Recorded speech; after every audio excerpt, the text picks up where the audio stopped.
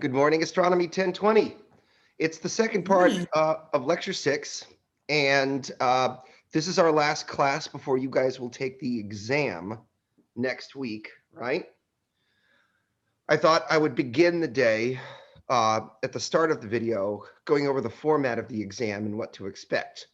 Mateus and Andrew took my Astronomy 1010 class in the solar system, and it's going to be a very similar format. Some of the material even overlaps, so you guys have a sort of an idea of what to expect, but the rest of you guys might want to ask me some questions and talk about it. So here's what I can tell you. Let's go to me. Okay. So it's time for the dreaded midterm exam. The midterm exam will be 100 questions, and they will be multiple choice. Although that doesn't mean I can't make them hard, so don't get cocky. It does mean you can click all of the buttons and get the answers. The exam is going to have 3 parts. Okay. The first section will be a section on diagrams. In the diagrams section, I will show you some picture that we've looked at together in our class, right? And there'll be several questions based on that picture, okay? So question 1 might be, what's this thing? Question 2 might be, what's that thing? Question 3 will be, what's that thing? And for the diagrams, there will be maybe 5 picks by 6 questions, just shy of a third of the test, 130 points, okay?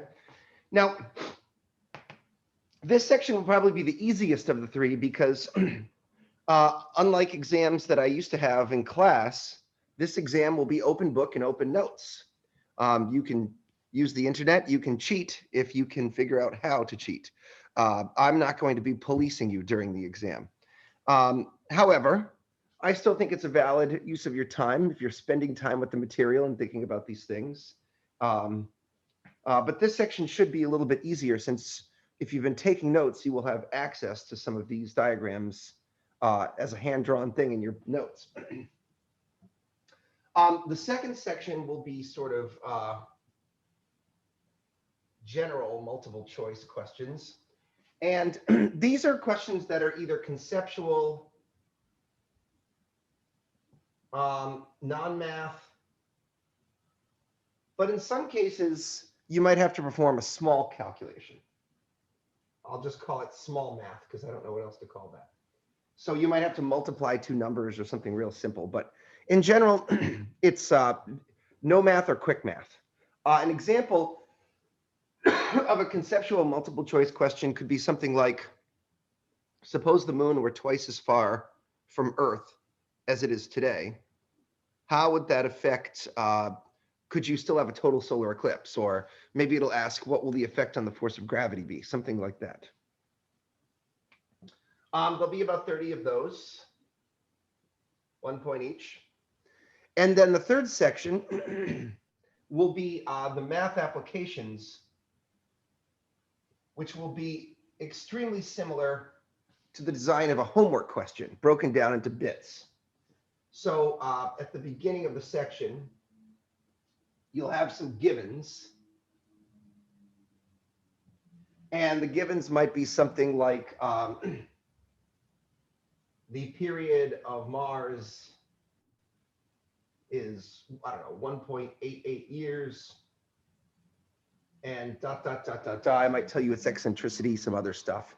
And then there'll be a whole sequence of questions based on that. So questions 61, 62, 63, 64, and 65 will all be based on those givens. It's kind of like a homework question broken down into little stages. Sometimes the first stage will be to convert some units, right? I'm going to ask you to convert years to seconds or something like that. And then I might ask you to do another conversion. And then you'll have to go and look up a formula because I might ask you to, find the distance or find the angular size or who knows what it will be, okay? Something very similar. to what we did in homework. I did sort of design them so that sometimes the answers to these later questions depend upon you being able to do the earlier two questions. So if you can't do the first two, it'll have a cascading effect and you'll lose 5 points. And usually the first two are something like do dimensional analysis.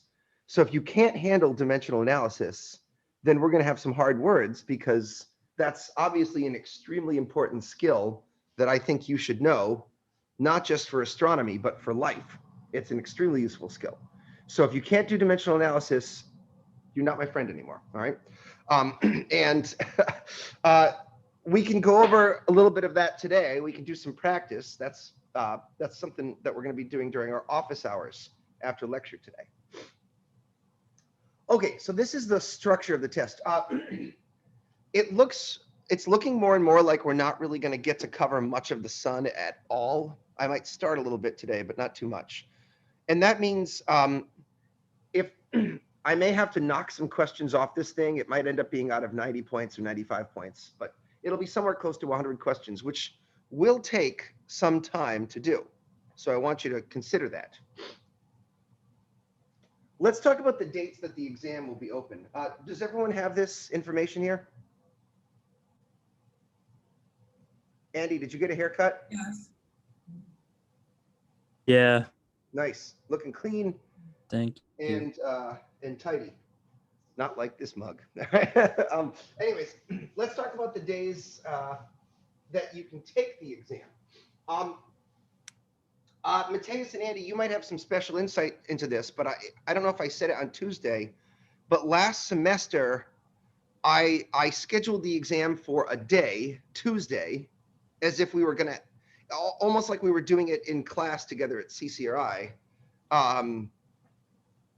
And I actually logged in and we all muted our video. That way I could be there to answer questions. But it dawned on me that a very small fraction of the total number of students actually come to the live session. Today we have, what, 9 people here, and I've got maybe 80 or so students, 84 students in this class. So I don't think that's a good use of my time necessarily. I also realized that some people got busy during the week, and that giving you one day wasn't necessarily enough to account for everyone's different schedules. So let's talk about how we're going to do it this semester. We're going to have the exam open from Sunday morning all the way to Tuesday at 11:59 p.m. Okay? So you have Sunday, Monday, Tuesday, any one of those days, or even all 3 of the days if you want to be the world's slowest slowpoke. You can take 3 days to take the test. Hopefully you know, I don't advise that, but if you have to. There's no time limit other than that, then you have to turn it in sometime between there, okay? During this time, rather than logging in, I'm going to be on call if you have questions while you're taking the exam. Of course, email is an option, but sometimes it takes me a little bit to see email. So here's my cell phone number. I don't mind giving you guys access to that. I put it on the syllabus anyways. You can call or text. I will try to answer right away, no matter what I'm doing. Maybe there'll be a small delay. The only thing I'll warn you guys about is I'm not a morning person, okay? I'm a night person. Astronomers stay up all night. So, but you can still try to call me in the morning, and I will try to answer groggily, sleepily if I can. If not, text me or something, and I'll get back to you as soon as I'm conscious. I want to provide this service because I know that sometimes when you're taking a test, you'd be in the middle of a problem and you just have like a burning question that you can't figure out on your own. And I want you to know that I'm available.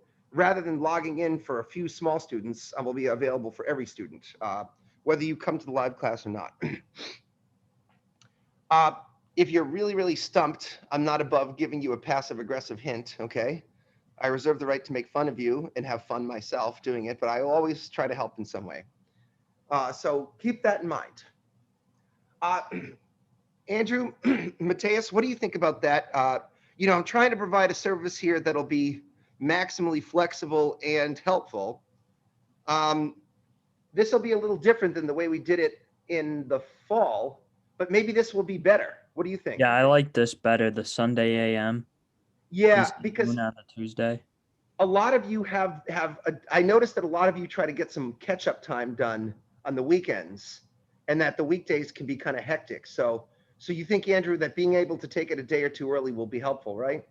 Yeah, that's what I'm doing. I'm taking it on the Sunday. Okay, good. And I think that's a great idea. Sunday is usually a slow day for people. Perfect day to knock it out. So once we start, we can't stop, right? So this is something I could ask you about, because I kind of made the test. It was really irritating porting it into the Blackboard format. And it's a multiple choice test. Let me just, a good question, Andrew, is how will I find it and stuff? I think, yeah, once you open it, I did put unlimited time. Hold on a second. So here we are in our class section, and there'll be a little section that says exam. And it's not active now, but I will activate this. Maybe I'll even activate it like late Saturday night. So if you're a really early bird Sunday, you'll have that whole day. Once you start the test, I made sure to not put a time limit on it. But yeah, I was going to ask you, Mateus, I think you just have to have it open in your browser until you're ready to submit. You can't, like, I don't know if you can pause the test and come back to it. But maybe you can. The problem is, Mateus, I haven't taken my own test. You know what I mean? I just kind of made it and I've assigned it to you. So do you remember from last year what happened? I don't think you can go back to it. Okay, all right. You have to complete it in one and all at one time then? But Sabrina, you can also pause, right?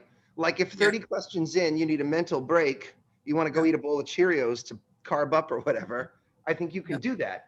You just have to not close your browser until you're done with it. Okay, okay. I would strategize out. I remember one of my students took a long time last semester. He had a lot going on, and it was fine. We gave him a little extension and he broke it into stages. Yeah, but I think he had to keep it open in his browser for that. Okay. I was thinking like that would probably be it'll probably be easier to not give yourself like a headache, because presently I get headaches when I get stressed. And So to on do the other hand, you'll drag it out a section. bit, and sometimes one part of the test can give you a hint for the answer in another part of the test. So I would say if I were going to do it, I probably would allow myself breaks to have snacks, maybe just, you know, take a step out in the air and clear my mind. We'll do it in one day. I wouldn't stretch it out too long. I would probably try to come back and do it. But whatever works for you, Sabrina, as long as, you know, you get it done in that window, anything goes. All right. Thank you. I would not recommend starting it when you're at work on one browser and trying to finish it on another. That tends to lead to problems too. So maybe do it when you're at the same computer, whatever that is. As to chapters on the test, I'm going to erase this now. I don't really think anybody reads the book anymore. I hope you do, but I don't. I don't even have the book. Yeah, exactly. Well, my notes are sufficient. What you'd want to do to study is redo your homeworks, go over the notes. And by the way, today we're going to be doing a practice session. More on that in a minute. That's going to be very helpful. But if you are a book type, these are the chapters from the book. And a tiny, tiny bit of chapter 6, the so-called math insights. I was hoping to have chapter 14 covered, but it's looking like even if we start it today, chapter 14 will not much of it will be on the test at all. Whatever I can get done today will be included.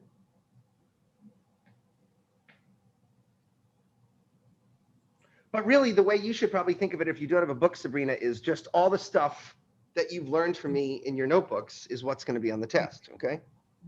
Yeah. All right. That makes sense. Okay. Now, this is a chance. How much time have I burned here? 19 minutes. Do you guys have any questions? I think that's all I can think to tell you about it. Oh, you guys know about the formula sheet, right? Did I emailed you the formula sheet? Yeah. I haven't printed it, but I have it in my email, so the day of I can. I would actually recommend printing it. I'm going to go ahead, and you guys should already have it in your email, but just for kicks and giggles, I'm going to try to send it to the class chat one more time, because I think you should practice using it even today during our lecture. So I just sent it once again in the chat log. I would actually recommend printing it out so that you can have it right next to you when you're looking at the screen. Okay. Now, today in our office hours session, we'll not be doing a typical homework. Today, what we'll be doing is I'm going to concoct practice problems very similar to the ones you'll be doing on the test. And we're actually going to practice doing them and seeing if you guys can handle it by yourselves. One of the things that you're going to discover is that it's a very different experience trying to solve these problems on your own. Up to now, you've kind of been solving it with me together, and you've had an expert as your tour guide. Now it's going to be your chance to sort of see if you can do it without the tour guide, without the training wheels. And you'll probably find it's more difficult than you expected, but that's okay. We'll practice it. We'll see what we couldn't get done, and then we'll go over it, and that'll be a very useful session for us. So stay tuned for the end of lecture today. It'll be a very important training session. Okay, if there are no other questions, I'd like to get back to talking about radiation. Let's try practice problems built into our class today, okay? Let's pick up where we left off last time. A human being. Am I not a hot, dense solid? Do I not glow? Perhaps I could consider myself to be a black body. So here's a person, okay? And the temperature of a typical person around 99 degrees Fahrenheit clocks in at 310 Kelvin if you do the conversion. Suppose I consider myself to be a warm and exceptionally dense solid. I should glow. And a question that might be nice to ask is, how much light do I emit? And another question would be, what is my peak wavelength of light emitted? This is very similar to the question that we did in our last class. Art skills not so good today, okay? Except now it's not a light bulb, it's a human. Look at your formula sheet, find some formulas for me. What do I do?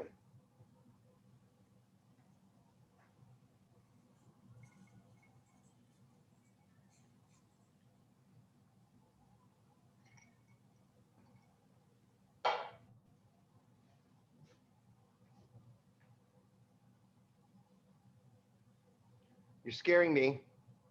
I'm scared now. Stefan Boltzmann? I'm sorry, Mateus? Stefan Boltzmann? Q1, Q2. Okay. Does anyone but Mateus know what the Stefan Boltzmann formula is? Because I remember he called this last class too.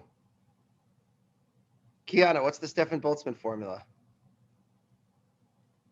I'm going to be honest, I don't know it off the top of my head. Do you have your formula sheet?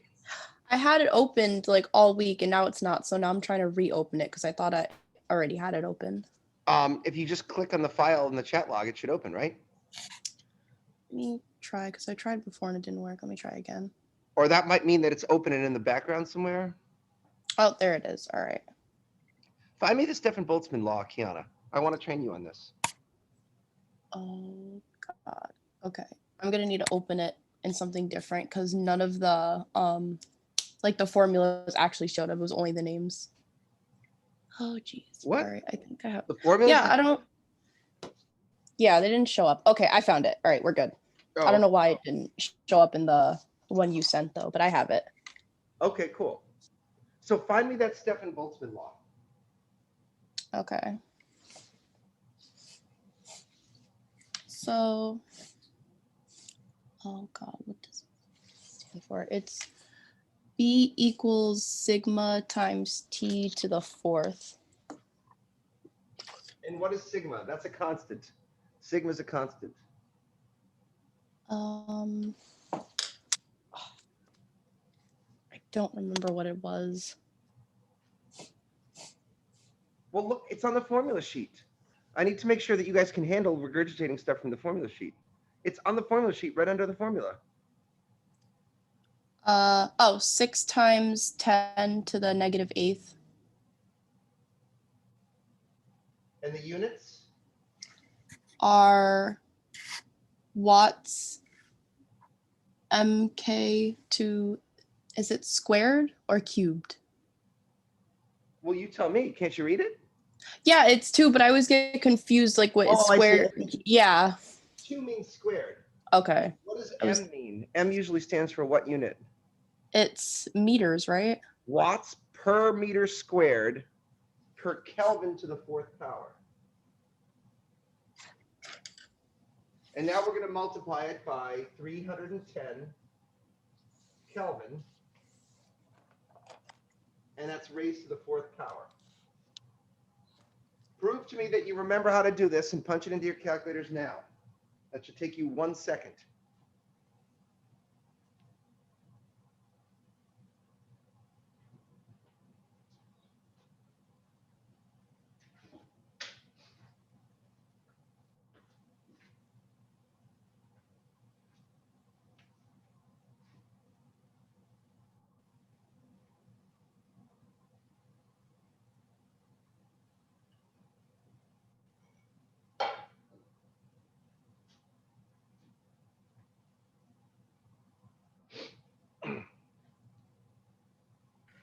What do I put in for the 4th kilo? What, I don't know what it's called.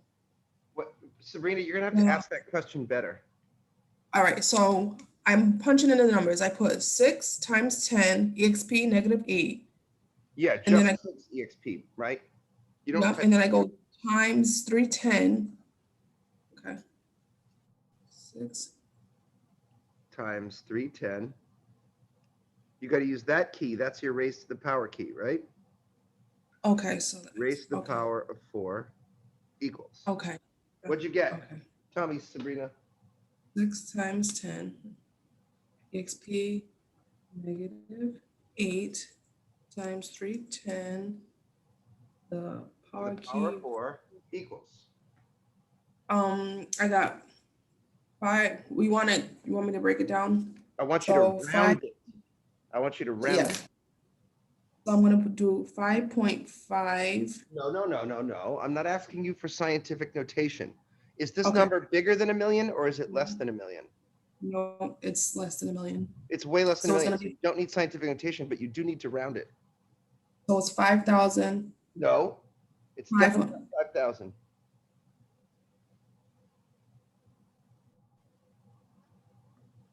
Look, Mm. this is like your decimal point is right there. Ones, tens, hundreds. Your number is of order 100. It's not of order 1,000, right? Is this what you see Oh, in your no, calculator? my decimal's right behind the 4. That's why. My okay. decimal's right behind the 4. I mean, behind the 1. Okay, so Weirdly. you did something wacky. I need you to do it again. 6 EXP -8 times 310 to the power of 4 equals. Okay, so 550. Good. What are the units? K. What is it? I don't know what the K stands for. Kelvin. Kelvin. Temperatures are measured in Kelvin. Kelvin. Okay. Sabrina, we got to do some unit analysis here. You've got watts per meter squared per Kelvin to the 4th times Kelvin to the 4th. Okay. Want me to say it? Yes, I do. Watts, meters, meters, meters, meters. Yeah. Wait, you said so far you said watt meters. That means a watt times a meter. That's not right. Okay. When there's a division, you're supposed to say per, right? Watts per meter squared. What What and about then Kelvin, what about the Kelvin to the fourth? Kelvin to the fourth. Sorry, No, yeah. because this Kelvin is on top and it's being raised to the fourth. Kelvin Okay. to the fourth cancels with Kelvin to the fourth. So I want you to say it again. What are my final units? Say it loud. Oh, so it's 550 meters square? Or No. meters? What happened to your watts? Did you just throw them in the garbage? Oh, okay. So So 550 watts and meters square What did I say about the division bar? We turned that into a. per meter per. All right, so say it one more time, the whole thing. 550 watts per meter square. Yes. Okay, that's good. Okay. 550 watts per meter squared. And watts per meter squared are units of brightness. Okay. And the that little O thing, that's continuous, right? What do you mean by O? What's an O? Where? This? Right above up, right where it says B equals Oh. that O. That is a Greek letter sigma. We use Sigma. it in place of the Stefan Boltzmann constant, 6 times 10 to the minus 8. Oftentimes we use Greek letters for constants. Sometimes we use Roman letters. Okay. That O looking thing is a Greek letter. We see what happens is you run out of letters to use for things. So we have to borrow from some Greek ones.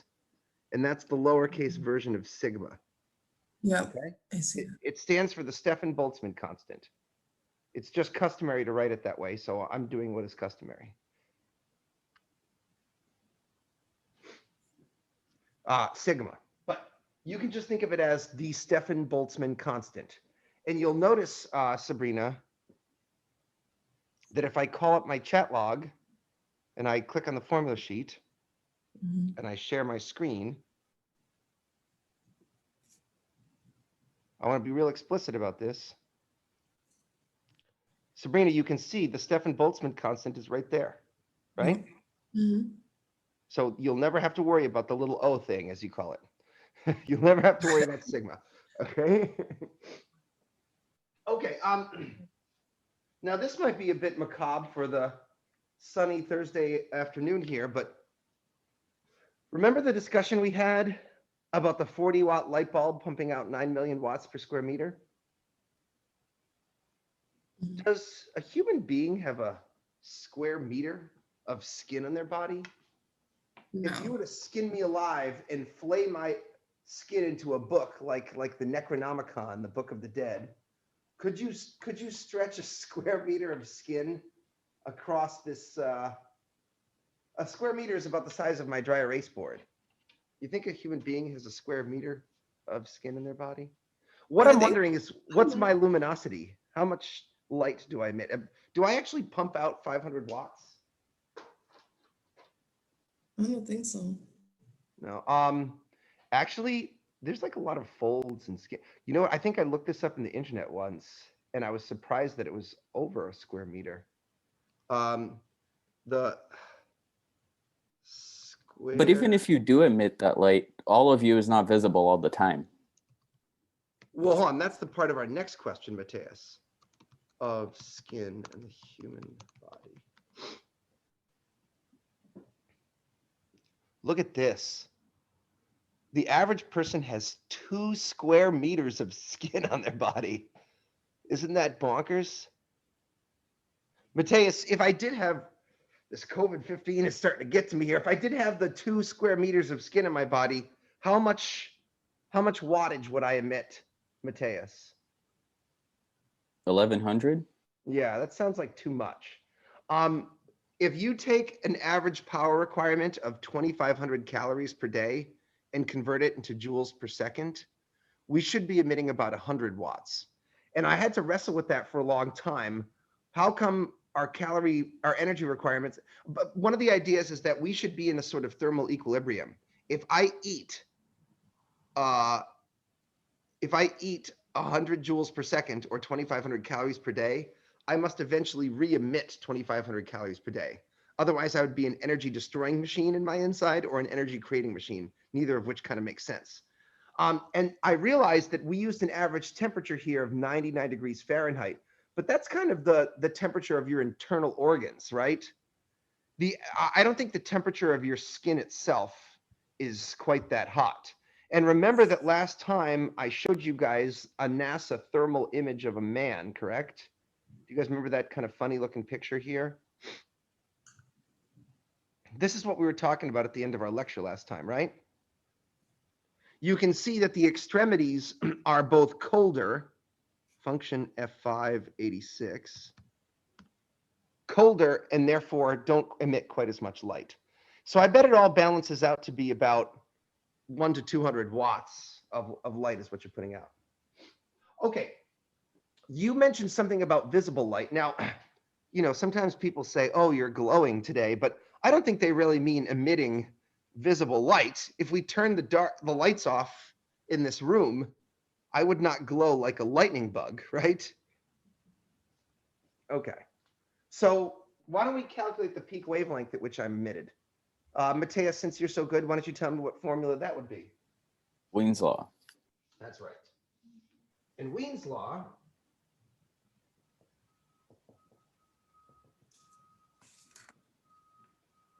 tells you the maximum wavelength emitted by the black body. You'll notice that I'm using these formulas and going over these things several times because they're going to be wicked important on your test, right? So I'm trying to give you a heads up here if you're ready to receive the message. I want us to understand these formulas.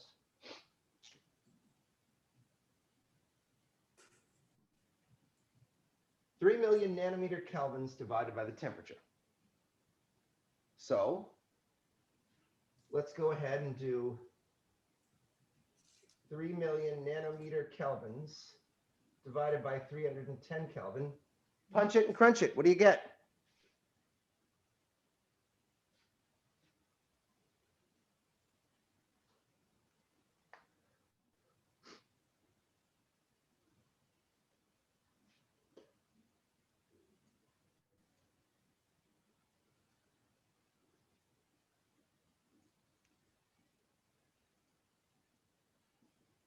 Come on, guys. I'm going to grow old and die waiting for you here.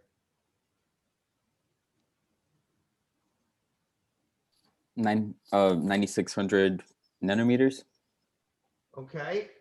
And now let's talk about the question that I'm going to ask as a follow-up. I'm going to ask the following question after I make you do that calculation. I'm going to ask, in what regime of the electromagnetic spectrum is this light found? Someone besides Matthias answer me that question. Andy, Kiana, Mia, or any of the other trolls who aren't participating. I guess Sabrina's participating. I thank her for that. Can one of you guys tell me what the what part of the electromagnetic spectrum that light is in? I got you. You'll have to look up your EM spectrum. Yep. That's what I'm doing. I can even help you by going to that slide. Jeez. I was talking with my friend last night, so I'll try to adjust this. Is that a radio wave or infrared? Which? You have to choose. I would say infrared.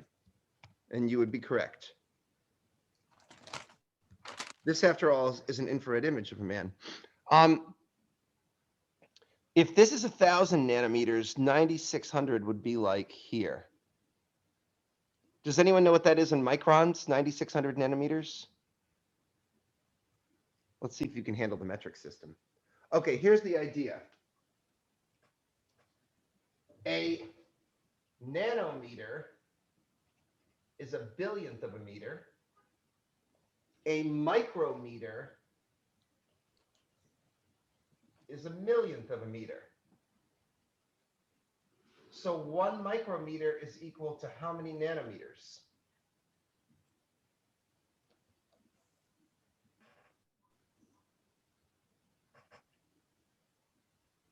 Here's a hint, -6 minus -9.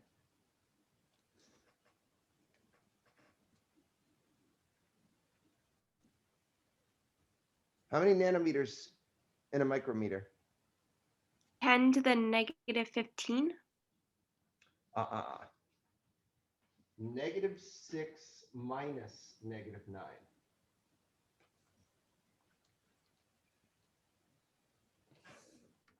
Which of course is -6 plus 9. 3. Come on, guys. 10 to the power of 3. Right. Okay, so 9,600 nanometers is how many microns?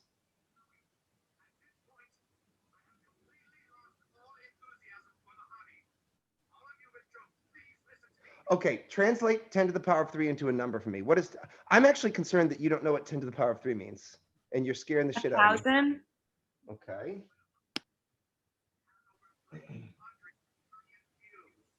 $9,600 nanometers is how many microns?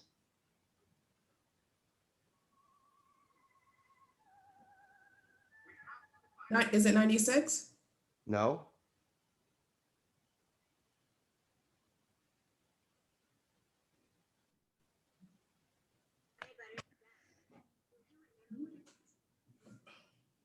I'm not moving forward until you tell me the answer to this question. I will sit here and run the clock out. How many micrometers?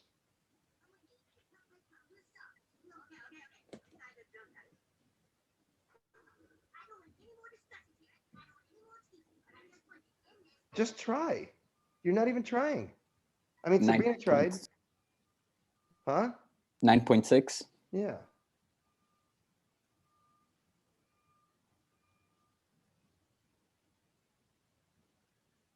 People like to measure the wavelength of infrared photons in the micron regime. Or we're in the micron range. That's customary units. 10 microns is the wavelength at which you radiate. I guess that's the principle behind those infrared goggles, right? That's how we detect the bad guys or the good guys or whatever guys they are. Infrared goggles. These goggles that these military troopers wear, like SEAL Team 6 going after Osama bin Laden, they're designed to allow you to see probably close to, I'm guessing if I were going to design these goggles, I would design them right around 10 microns, because then people will be as bright as possible. That's the peak wavelength at which they emit. And then I can see the Al-Qaeda running through the darkness or whatever it is, you know? We mentioned pit vipers that can see in the infrared, and other animals can see in the ultraviolet, like bees. You know, I think grains of pollen tend to be really small, like, and they backscatter ultraviolet light. So a bee can quickly sum up, look at a flower in the ultraviolet and see if there are grains of pollen left for them to snack on. These are the types of questions I'll be asking. In general, we're not going to be applying this to the light emitted by a body. We're going to be doing this for stars, right? And let's take one more look at that Blackbody function. I'm actually spending another day talking about light because this is so important to our class. If you don't have a good intuitive sense of this stuff, the rest of this class is just going to be confusing as all hell. This is an example of a Blackbody spectrum profile. It's a graph. It's a plot of brightness or light emitted. Here they have intensity as a function of wavelength. And this is the entire electromagnetic spectrum from visible to beyond. Notice they've actually plotted this in microns. Stars tend to have a range of temperatures somewhere between 3,000 and at maximum 30,000. So they emit light at all wavelengths of the electromagnetic spectrum, including visible. But their peaks tend to either be in the infrared, somewhere in the visible, or for extremely bright hot stars, their so-called Wien peaks can be up in the ultraviolet portion of the spectrum. By the way, I would like to try to demonstrate to you that this graph incorporates both the Stefan Boltzmann law and Wien's law. Let's see if you have the ability to understand what's going on here. This is what we call a family of curves. It's a whole bunch of plots. And it's telling you how much light is emitted at a particular wavelength. For instance, if I wanted to consider a 4,000 Kelvin blackbody, which is about the temperature of a tungsten filament in my lamp, if I ask how much red is being pumped out, I go up to the curve and I go over, and that's how much red is being pumped out. If I ask how much green is being pumped out, I go there and I plot over. But the curve changes depending upon the temperature. What do you see happening to the total light emitted as we go from 3,000 Kelvin to 6,000 Kelvin? What's happening to the total light emitted?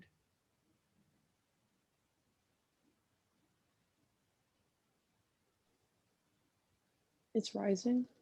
That's right. So you're saying more light is emitted at all wavelengths as you raise your temperature. And that is the Stefan Boltzmann law. That tells us that the brightness is proportional to the fourth power of the temperature. Small changes in temperature lead to big jumps in brightness. What do we see happening to the peak wavelength emitted as we increase our temperature?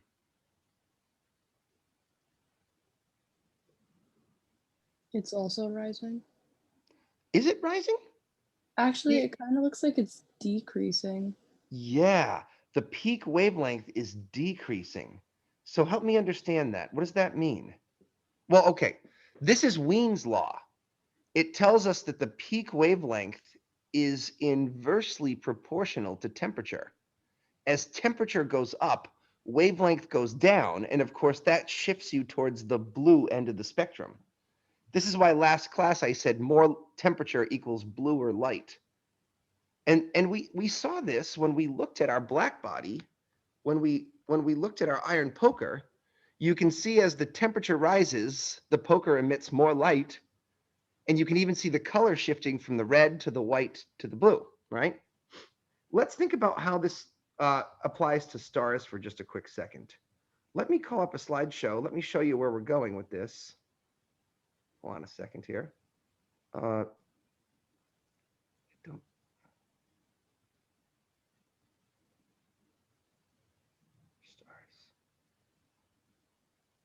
Stars tend to come in one of three colors.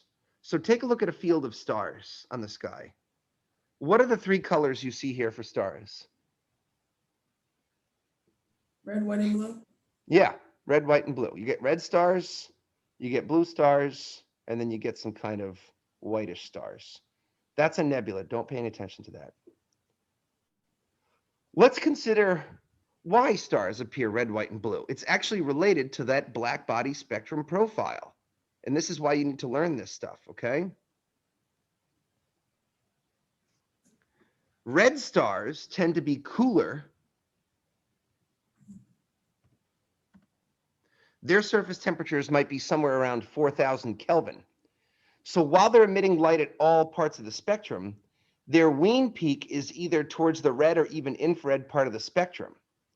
So a red star gives out so much more red light than it does purple light or blue light that the star appears quite red overall. Interestingly enough, a star like our sun, its Wien peak, you will discover today or tomorrow or whenever, is actually right in the middle of the visible spectrum. So the sun emits a good amount of blue and a good amount of red and a little bit extra green. And what do you think you get when you mix red, blue, and green in roughly equal proportions?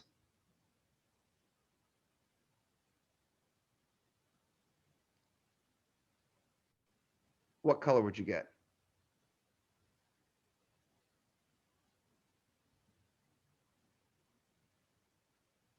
Red, blue, green, equal proportions? White? Yeah. Our sun, see, this is a lame-ass cartoon made by someone who doesn't really know what they're doing. Our sun is not a yellow star. Our sun is a white star. It looks yellow because of our atmosphere. In fact, if you look at the sun from the International Space Station, this is what the sun really looks like from outer space before the atmosphere pollutes the spectrum. Come on, you dork. Give me this fucking picture. What's wrong with my internet here? Boom. Oh, shit. There we go. This is what the sun looks like, a photograph of the sun taken from the International Space Station. I don't know about you guys, but that looks like the whitest, purest white that I've ever seen in my life. The sun is a glowing white orb. Once it passes through our atmosphere, the blue photons get scattered. See the blue sky there? They get scattered sideways, and that makes the sun appear a little bit yellowy from the ground. But from space, our sun is white.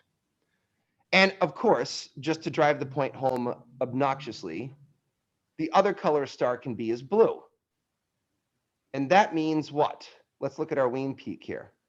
It means that the temperature of that star is so high that the peak wavelength is either towards the violet end of the spectrum or even in the ultraviolet. And these stars give off so much more blue light than they do red light. They look blue. Hey, wait a minute. Don't they give off even more purple light? Why don't stars look purple? Why do they look blue? Thought question. Shouldn't a star look purple since there's more purple light being emitted than blue light? Anyone think they know the answer to that? I think I have a guess. Try it. So is it similar to how like from Earth the sun looks yellow, but when you go into space it's white? No. Because these stars would look blue even from space. It's about the human eye, Kiana. The human eye is more sensitive to blue than violet. So when you add up blue and violet together, we're more likely to perceive it as blue. The asymmetry between blue and violet would have to be stronger. Remember that someone in this class, I believe, asked a question about the perception of the human eye, the color response of the human eye. Our eyeball falls off in sensitivity pretty damn quick in purple light. So we only capture maybe, I don't know, 10% of the violet photons that hit our eye, but we might get up to 30% of the blue photons. Altogether, it ends up making the star look kind of bluish rather than violet. Okay. What am I doing? I'm showing you how these formulas work and why they're useful in astronomy. And P.S., I'm going to totally ask you a ton of questions on the test using those formulas. Fair game? Okay. We'll try some practice problems again today. I think you learned something here. I'm pleased. Let me ask another thought question. Let's see if you can answer this question, okay, about light. You guys remember that in an incandescent light bulb, the filament in the light bulb is made of what metal? Tungsten. Tungsten. Now, Matthias, tungsten is an element in the periodic table of the elements, correct? Yes.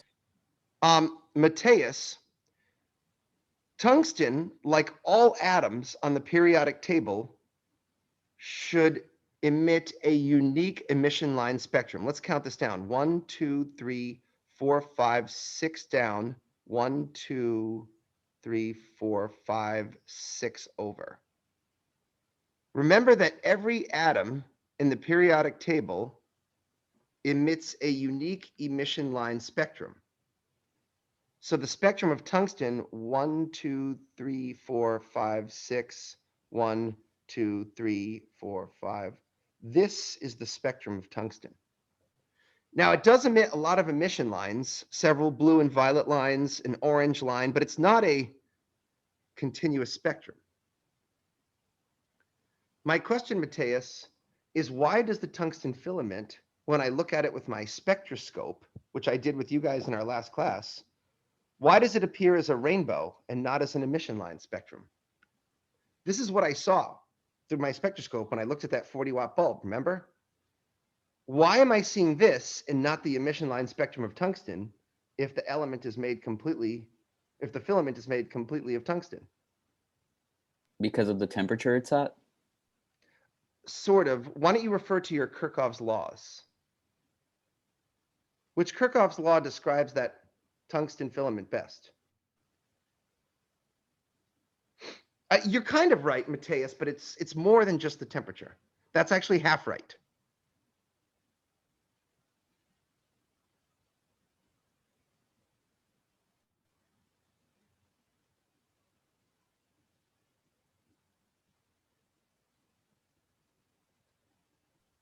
Is it the law?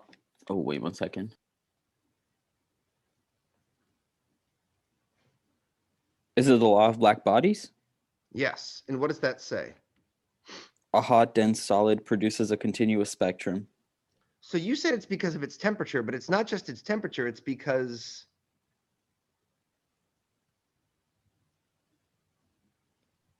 does anyone know the answer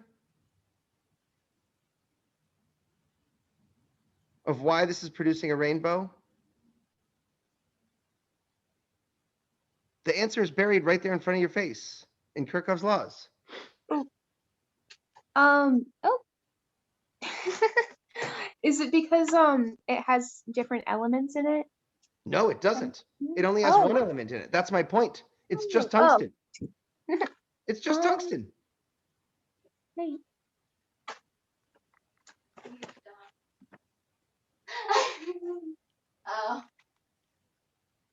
Where is it? When we look, here's a hint. Oh, sorry. Is that Tegan back there? Who's giggling? Yeah, that was me. I was just flipping through my notes. Because a hot dense solid produces a continuous spectrum, which is a rainbow. Right, but if this is tungsten, under what conditions will tungsten glow like a rainbow? And under what conditions will it give off emission lines? Temperature, it's being heated up. But their emission lines are produced when things are heated up as well. So that's not good enough for me. Yikes. Remember what I did to produce an emission line spectrum? I had to have my element in one of these. There's your hint.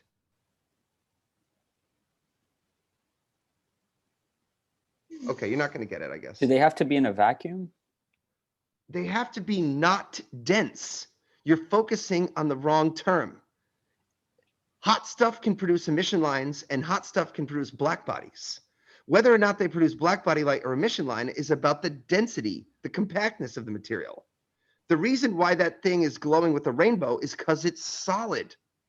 If I wanted to get a tungsten emission line spectrum, I'd have to vaporize the tungsten atoms into a very fine gas. And go ahead, Mateus, read out the law of emission for me.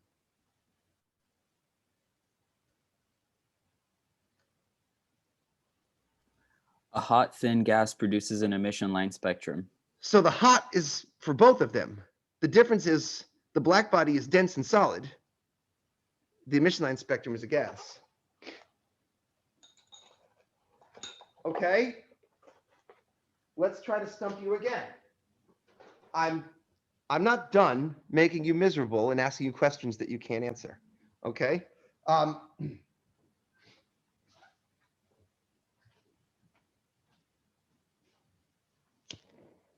What type of spectrum would this be? If I am, look at that. Some pyromania going on here. What type of spectrum would this emit if I analyzed it with my spectroscope?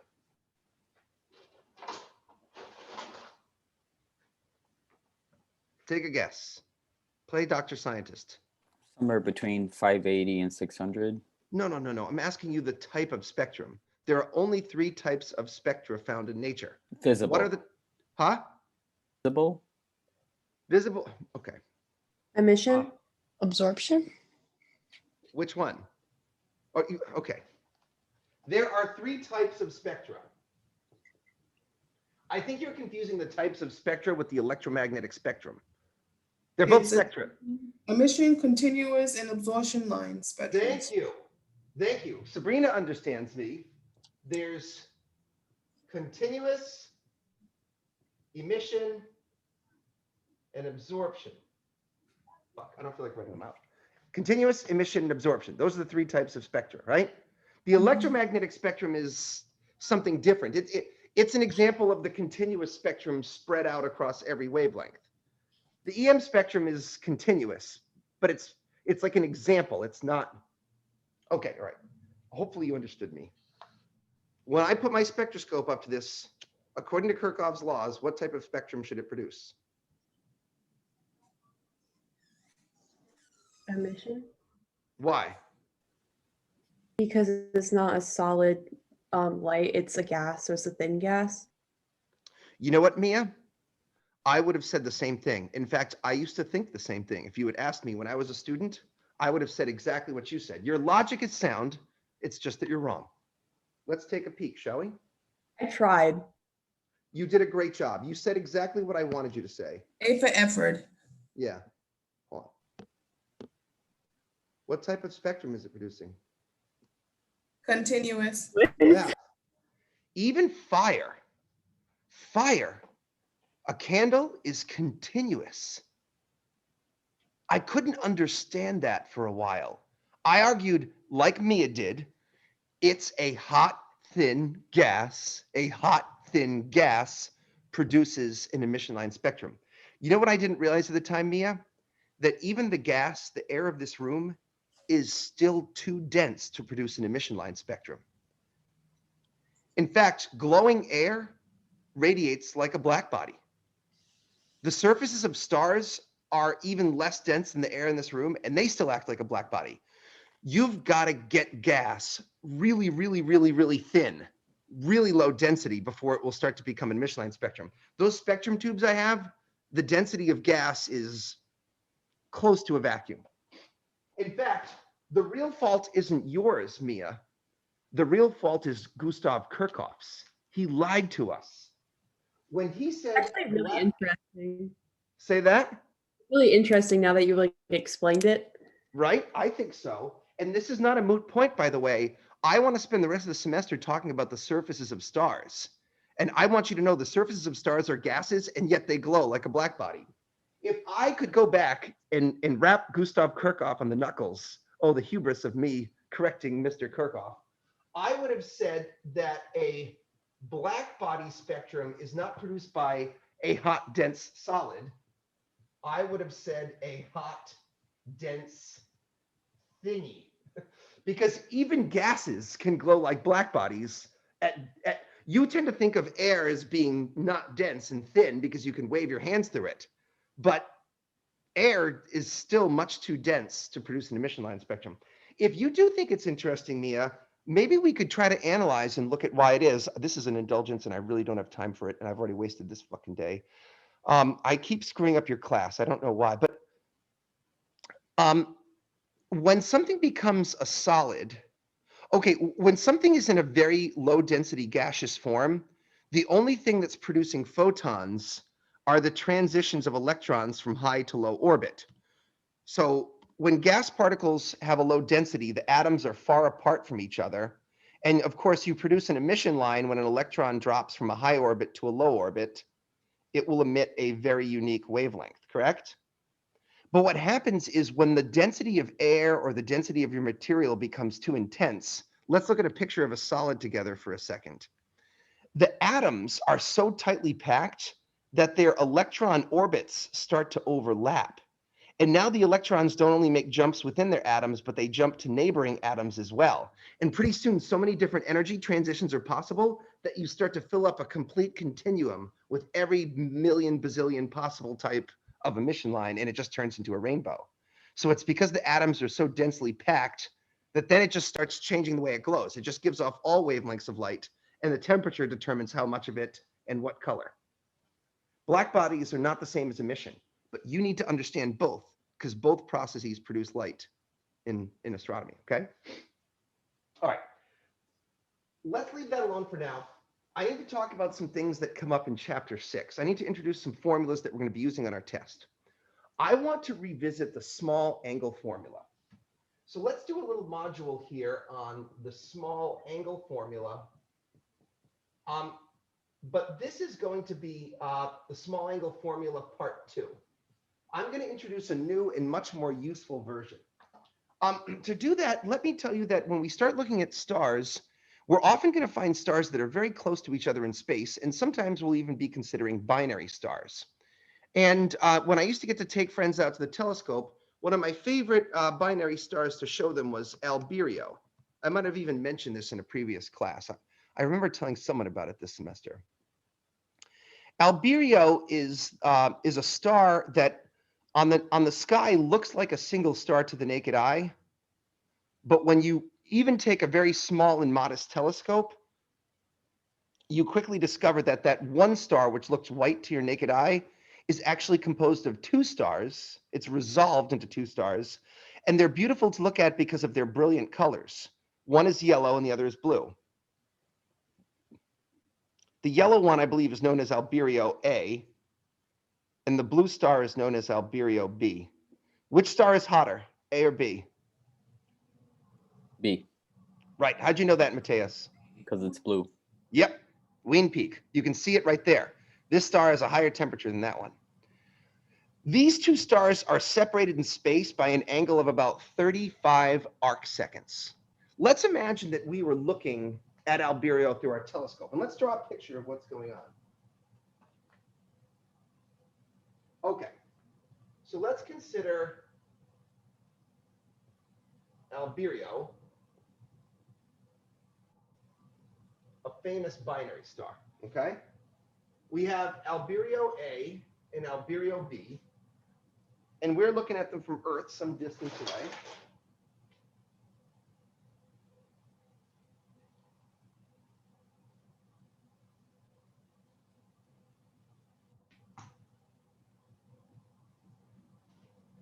I'm on Earth. They're separated by 35 arc seconds. And I think the distance is, I'm going to say 2,600 light years, but I could be wrong. Let me cheat and use Wikipedia, guys, because I can't remember the distance to Albireo.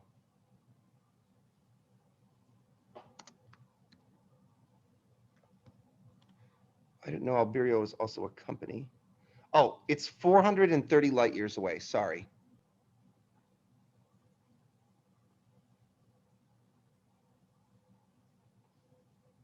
I'm interested in determining S, the distance between the two stars. And you might ask me, why would I want to know the distance between the two stars? In astronomy, we distinguish between two different types of binary stars. There are binary stars which are truly bound together, and they are gravitationally locked and they orbit around each other. That's called a visual binary. But there are cheating binaries, binaries that aren't really bound together. And let's face it, guys, I could have two stars, a blue and a yellow star, and one could be in the foreground and the other could be in the background. And it would look, in terms of angular separation, like they were right next to each other. But in reality, looking along a line of sight, they're distant. Do you see what I mean? Maybe it would be cool to know what the distance between those two binary stars is. Then we could kind of guesstimate, do we think that they're actually really bound together? How far apart are these things? Now, in chapter 2, you could have done this with the formula that I introduced. In chapter 2, you learned that the small angle formula, S is theta times D times 2 pi over 360 degrees. But this is not the best version of the formula to use. Why? The answer is because in the chapter 2 version, this angle had to be measured in degrees. And degrees is much too clumsy a unit when you're looking at two really close together stars in the sky. They're going to be separated by some number of arc seconds. It's possible to do a conversion and convert this so that the angle would be expressed in arc seconds rather than degrees. And that's the version that I want us to start using from now on. So let me basically ramp up the small angle formula, a better version of it. This is from chapter 6 in your book, and I call it the small angle formula part 2. The separation, by the way, I do a kind of cute thing. Because our angle is now going to be measured in arc seconds, more Greek letters for you Greek letter lovers. I'm going to be using the symbol alpha for angular size. One, because alpha kind of looks like an A, and that will remind you that the units are in arc seconds. So the small angle formula is alpha, the angular separation, times the distance over 206.265 arc seconds. This is the small angle formula part 2.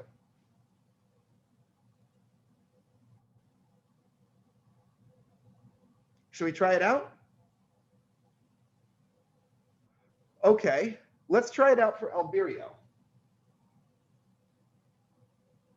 35 arc seconds times 430 light years over 206.265 arc seconds. What do you get? Punch them up.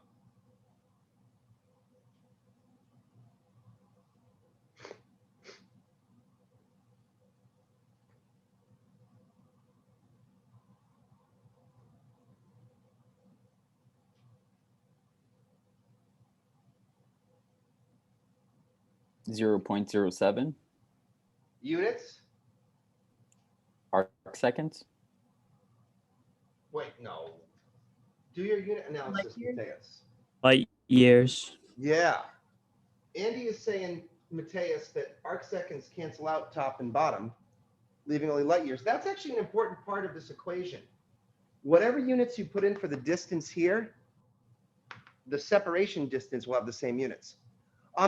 That's less than a light year apart, so these stars are definitely closer than Earth and Alpha Centauri. How far away is Alpha Centauri, the nearest star to us?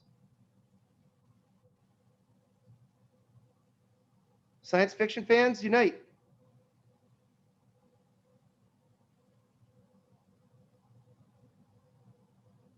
No? 4 light years away. Alpha Centauri is 4 light years away. These two stars are closer together than Earth and Alpha Centauri, but Mateus, why don't we convert it into astronomical units? That sounds like a job for dimensional analysis. That sounds like a job for Mateus. Mateus is my dimensional analysis expert. Mateus, convert this into astronomical units, go. 1 second, I'm actually pulling up the sheet so I can see. Yeah, the sheet will have all the conversions you need right in the corner there. So remember, class, and I'm talking to all y'all now, that Mateus is remembering that I was so kind that I gave you any conversion that you'll need right here. You don't have to look it up in your notebooks. I don't know what more I could do, guys. The only thing more I could do for you is come to your house and make you a ham sandwich while you're taking the test. I don't know if that's what it takes, okay?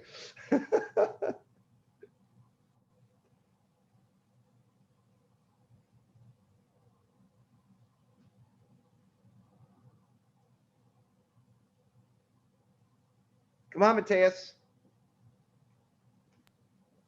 All right, so you're gonna write down. I'm sorry, I keep losing the sheet in my own computer. Okay, got it.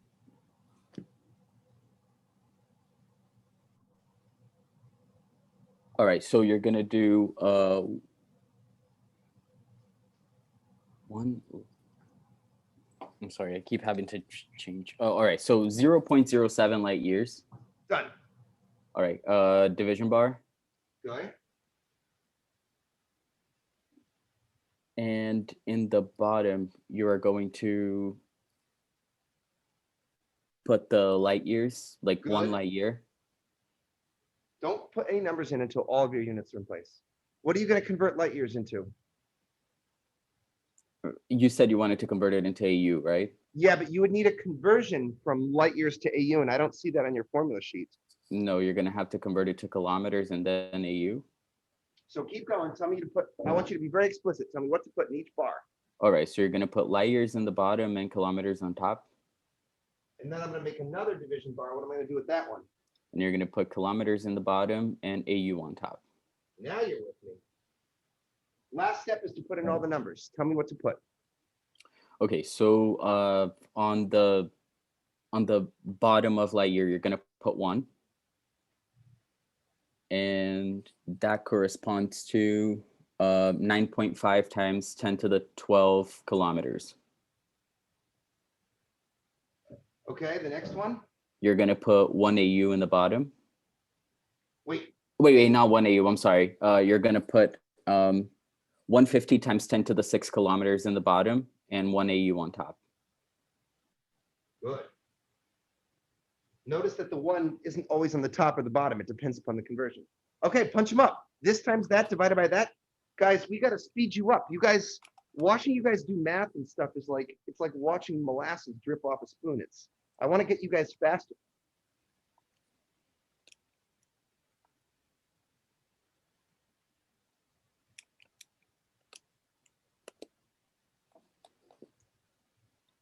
Mateus, you did a good job there. I'm proud of you. But I want Thank you to you. be faster, okay? Otherwise, I'm afraid you're going to starve to death while you take that test. All right, so 4,400.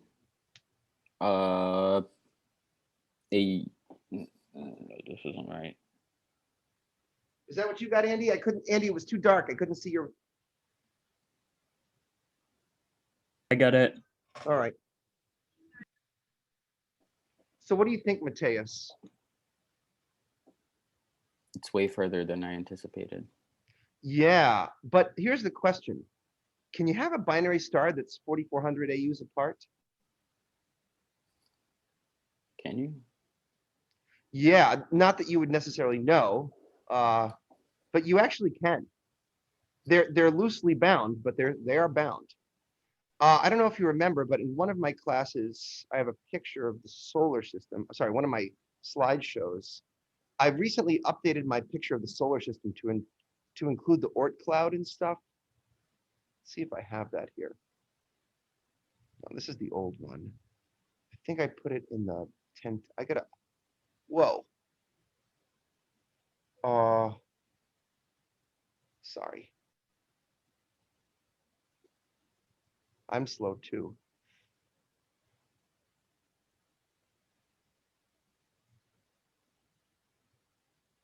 I should update my other slideshow with this, F5. So I guess what I'm thinking is, here's the sun. Now this is all in astronomical units, right?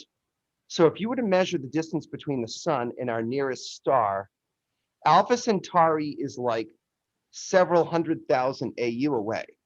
Our solar system kind of goes out to the heliopause just after 100 AU, but technically speaking, the Oort cloud, which is a reservoir of very long period comets, they're kind of somewhere in between the sun and Alpha Centauri, yet kind of bound by the sun. If our two binary stars are like here and there, I would argue, Mateus, that they're pretty much on the edge of what would be considered a binary, but maybe enough to be considered one. You know what I'm saying? Usually we'd like to think of like binary star systems as being less than the solar system's diameter, but it's possible, very possible for that to be the case. Do you want to know another thing that's interesting about Alberio? Alberio contains another binary within it. And as a matter of fact, it turns out that the yellow star in the binary pair is itself another binary. It's just an unresolved binary. That's actually two stars, but the angular separation between them is so tiny that they overlap and just appear as a single star. This leads to a very funny joke in astronomy that goes like this. 3 out of every 2 stars is a binary. What determines whether I can resolve my stars or not? A principle of light called diffraction, which is pretty abstract, and I'm kind of running out of time, so I'm going to have to give you the short and dirty version of it. Diffraction will be on this test. It's important.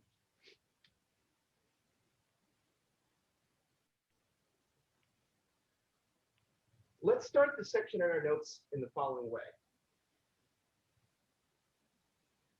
What determines how tiny of an angle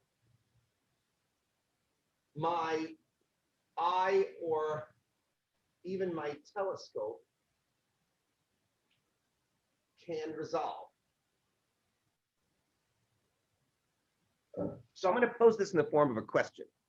What determines how tiny of an angle my telescope can resolve? And the name I'm going to give to this angle is alpha minimum. It's the minimum angle that your detector can see. So that's the question.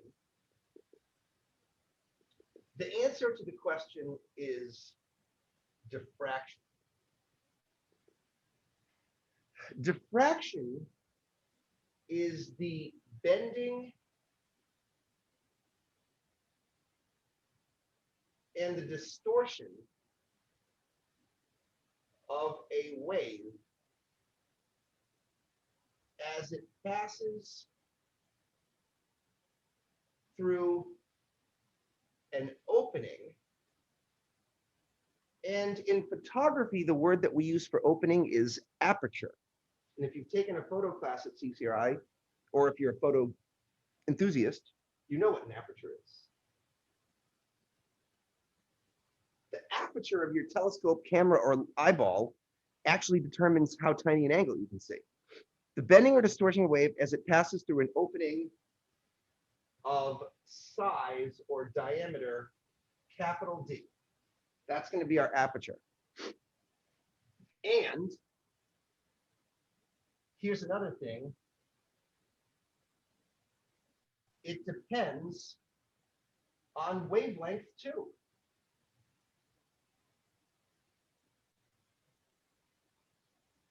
The so-called diffraction limit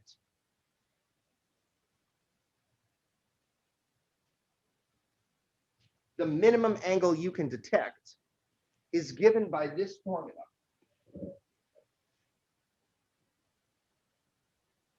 Alpha minimum equals 250,000 arc seconds times wavelength divided by diameter of your telescope. Now, in a moment, I want to try this formula again, but I thought maybe I could take a moment to help you guys understand a little bit about diffraction, about where it comes from.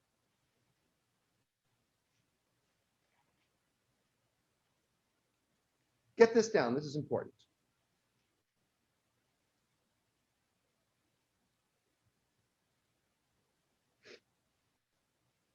Andrew, why don't you let me know when you're done?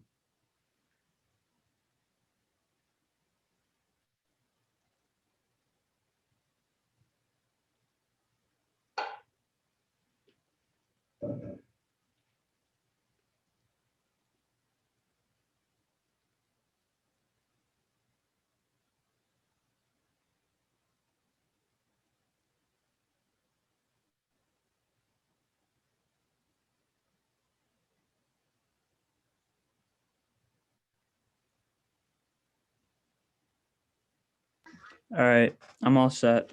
All right. Do you guys, have you ever heard of wave particle duality? This is a thing that people talk about in physics sometimes. It's kind of a thing. Historically, some things act like particles, some things act like waves, and some things even have aspects of both. But here's a difference in my mind between the two. Check out Moonball here, or my two moonballs. These are examples of what we would think of as particles. They're hard, they're stupid, they're like babies, and they can hit you in the head. And most importantly, if I take two moonballs and I smash them into each other, they can collide and bounce off, but I can't overlap two moonballs into the same space and create a bigger moonball. I mean, I guess I could if I mushed them into bits and put them in a mixing bowl or something, but for the most part, particles bounce off each other, but they don't overlap. Waves are different in that waves have almost like a ghost-like property where they can overlap. Now, some of my favorite class demos, I can't really do on the screen because I don't have enough room, but when waves travel through a string, waves can kind of overlap each other and add and subtract to make all kinds of cool patterns. Waves are a flow of energy through a medium. So let me show you with not a great slide, but the slide that I have to work with, something called interference. One of the ways you know a wave is a wave and not a particle is because when waves travel, for instance, down a string, they can undergo something called interference. And this little cartoon picture I'm about to show you shows you what happens here. So in the left-hand picture, I'm showing you something called destructive interference. I send a crest down a rope, and that wave is traveling, and it runs into a trough traveling in the other direction. And the moment the crest and the trough overlap, they can kind of occupy the same space, and they temporarily destroy each other. Crest and trough cancel out to be nothing, and then the two waves separate. See, that's what makes waves wave-like. They can kind of, they call it superposition. They can add together in space. When they destroy each other, it's called destructive interference. Now, when two waves add, if you have a crest that bumps into another crest, they can temporarily add together to make a bigger crest. This is one of the things that makes waves different than particles. This is a one-dimensional wave on the string. Waves get more complicated when they become two-dimensional or three-dimensional. This is a wave tank where water waves have been created by taking two mechanical needles and poking down on the water. Here, you can see the little ripples of water flowing out, with the bright fringes representing a crest, the dark fringes representing a trough. Can you guys see how there are these kind of gray radial spokes pointing out in all directions? That's actually destructive interference. That's happening when a bright fringe is interacting with a dark trough, and they're canceling each other out to become gray. If I could make a computer animation of it, it would look something like this. This is what we would call an interference pattern. You get positive reinforcement, destructive interference, constructive interference, destructive, bright fringes and dark fringes. You can also do this with light as well, or with sound. Amphitheaters are often designed. I'll tell you about that some other time. Interference is closely related to another abstract property that waves have called diffraction. When waves pass through a tiny opening, even if they're water waves, they tend to get bunched up and circularized. Here's an example of two diffractions, two different waves going through different amounts of diffraction. When water waves strike an opening in a seawall, they can kind of bend and become circularized. If the hole that they are being jammed into is comparable or smaller than the wavelength, you get a lot of bending. When the hole is really large compared to the wavelength, you still get a little diffraction on the edge, but the waves have there's always a little bit of diffraction. Diffraction is weird because when diffraction causes bending, the waves can self-interfere to create destructive and constructive interference. For instance, this is an example of starlight being passed through the opening of a telescope with a small diameter. Sorry, let me get rid of the drawings. You would think that when starlight passes through a hole in a telescope, all of the light would be concentrated in some spot. And for the most part, it is. But can you guys see here that some of the light is getting passed off to these side fringes? This is a result of diffraction. Some of the starlight gets constructively amplified and some of it gets destroyed. So the starlight doesn't all just appear in a spot. It has this diffraction ring around it. Believe it or not, every time you see a shadow, this kind of stuff is at work, and you've just probably never noticed it. Here's diffraction happening as white light is passed around a razor blade. Shadows actually have these little fringes next to them, but you have to look very carefully to see them. In fact, if you'd like to see them, I can tell you how. Take your thumb and your forefinger. Let's make a white screen. I've got an idea. Share screen.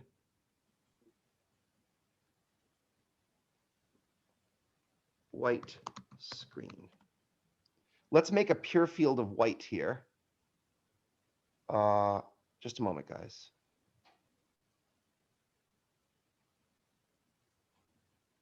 Doesn't have to be perfect. Okay. So if you guys are sharing, I'm sure, can you just see a big block of white right now, right? Take your thumb and your forefinger, put it up in front of your eye, put your thumb towards the white square, and bring your thumb and forefinger really close together, almost quite, but not touching. Can you guys see those little fringes, those little dark fringes there?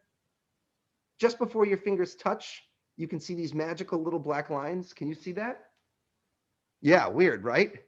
Do you see what Mia, do you see it or not? That's diffraction. you're squeezing light into such a tiny opening that you start to see the wave nature of light interfering with itself. One more dramatic example, and then we'll try a calculation.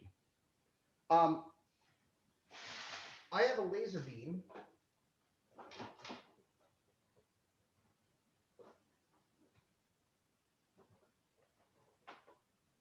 Here.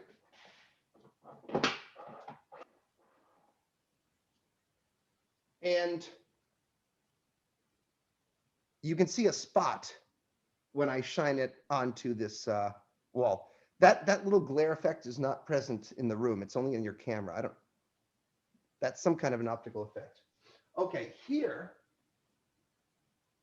I have an opaque screen with a number of slots cut into it. Can you see that?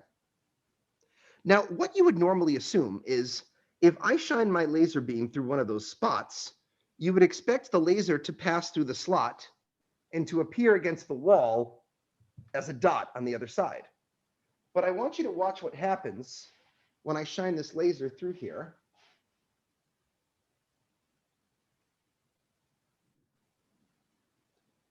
Let me try to get a good one.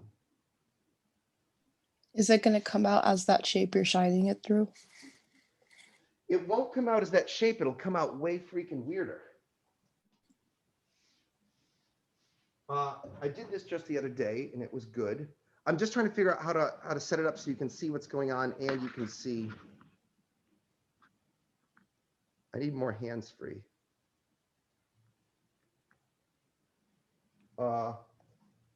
Jesus.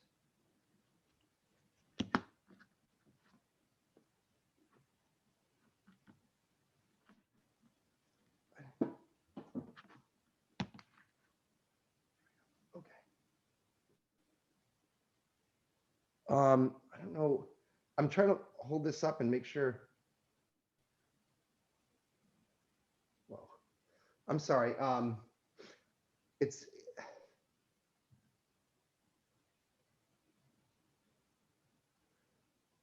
what's awkward is I'm doing this in this room, but I'm trying to make sure that you guys can see it carefully on your screen.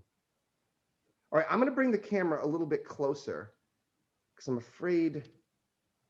Here.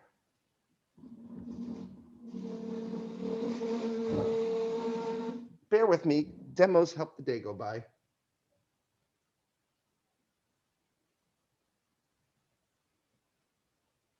It's too bright. This laser is just too bright is the problem.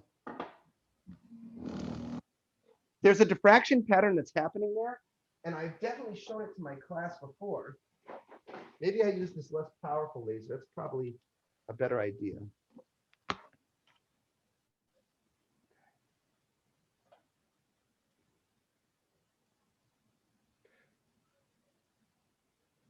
It's just, you guys can't really see that, can you? The laser is so bright that when it reflects off the wall, it just appears to you guys. Okay, you know what? Fuck this. Here's what's happening. The spot is really bright, so it's just blowing out the CCD camera. It's not working right.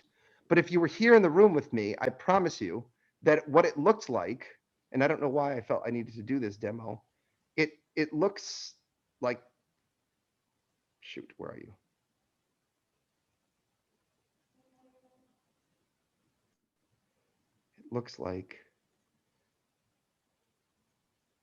It looks like this. In fact, wait a minute. I've got a better idea. Why didn't I think of this before?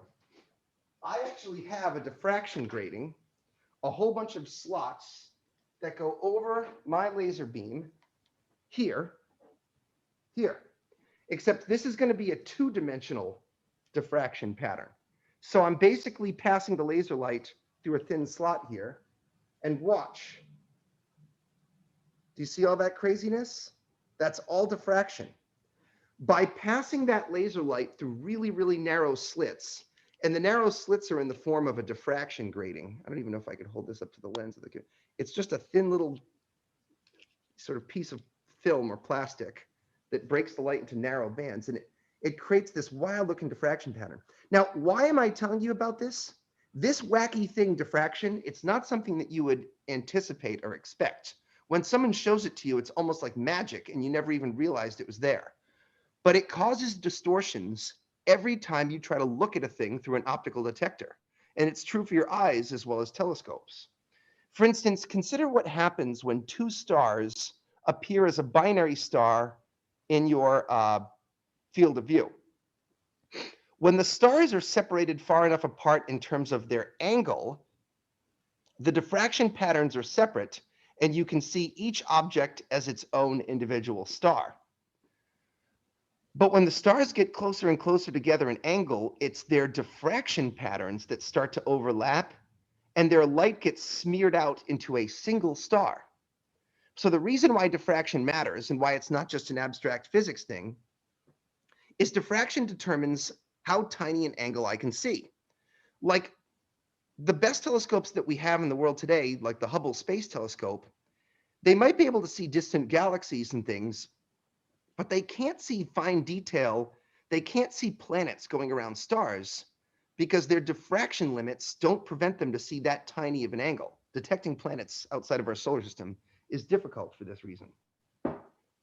Let's try a calculation and then we'll take a pause before our office hours.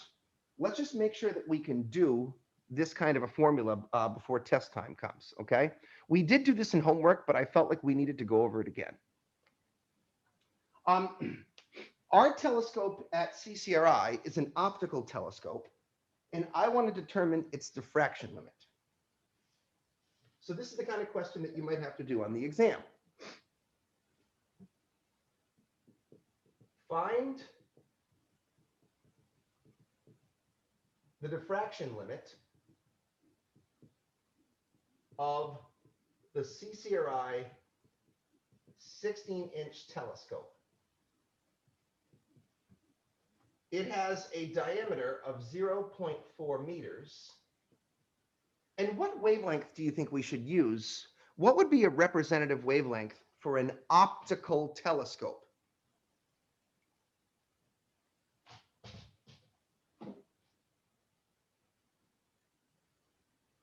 You know what I mean by optical, right?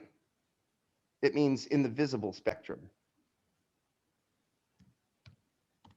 What would be a representative? We have to choose one wavelength that represents visible light. Pick a number, Mia. Like, do you mean the like what are you asking for again?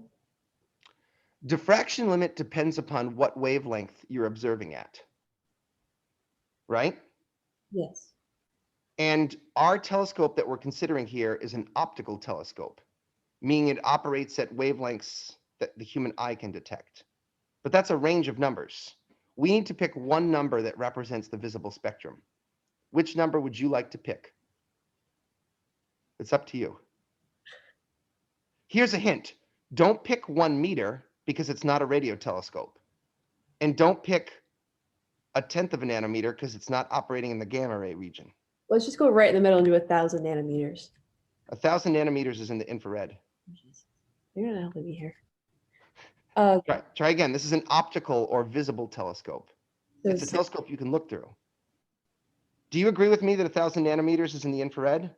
yes. Then we can't pick that one. We have to pick a visible light wavelength. You choose. 600 nanometers. Pardon? 600 nanometers. 600. Okay, we'll go with 600. I like it. Mia, can you help me convert that into meters? Because these two need to have the same units here. Okay. I can try. You must try. You must be able to do this. Let me bring up the Formula sheet. After this problem, we'll take a pause and then we'll do some real training, okay? Fuck. I am really over time, guys. I'm sorry. I'm so sorry. You guys haven't been so speedy yourselves today, you know, so. It's gonna be time division bar, Yeah. nanometers at the bottom, and then meters at the top. Conversion?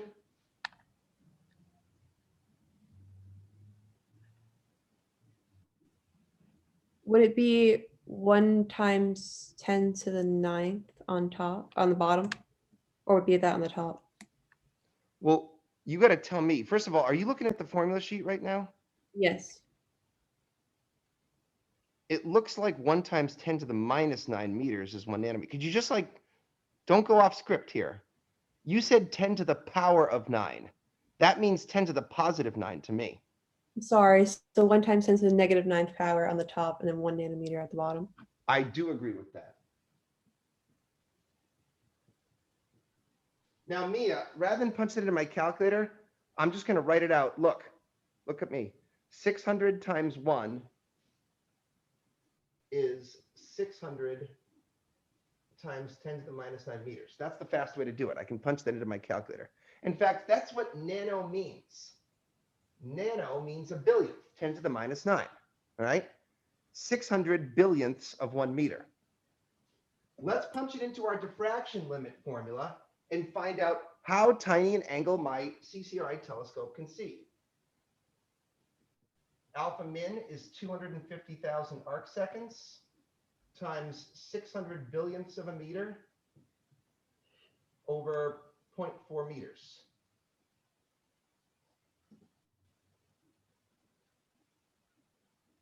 Amy. Sup, cuz? You want to punch that in for me?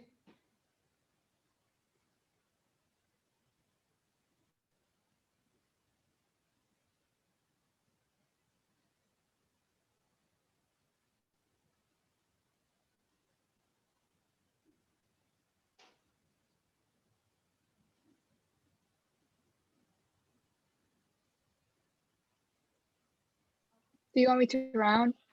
Of course I do.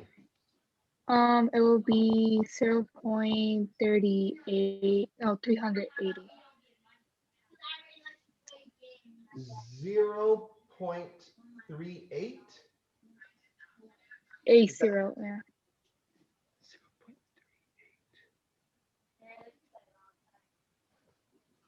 Did anyone else get that? I got something different, but I'm not sure I'm right. I Well- got that too. I'm not sure if I'm doing, think I'm having trouble with this. So I got 3.75 to the negative 3 power, but then I rounded up to 4, so I got 4 times No, 10. she's right. So 250,000 times 600 exp minus 9 divided by 0.4. That's what I got. Okay.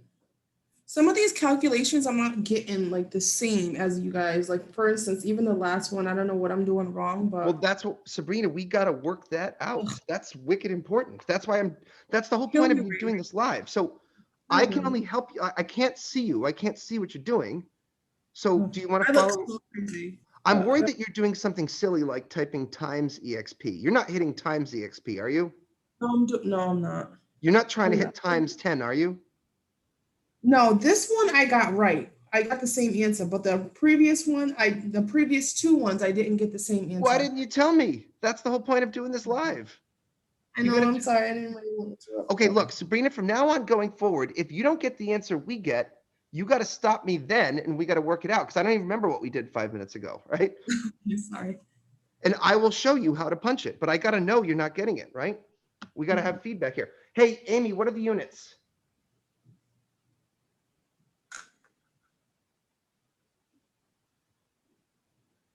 Would it be arc, is it arc second Yeah, or minutes?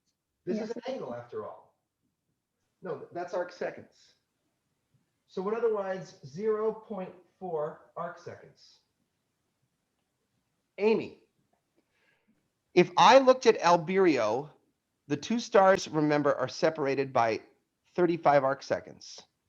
Will I be able to separate those? Will I be able to see the two stars of Albireo in my telescope?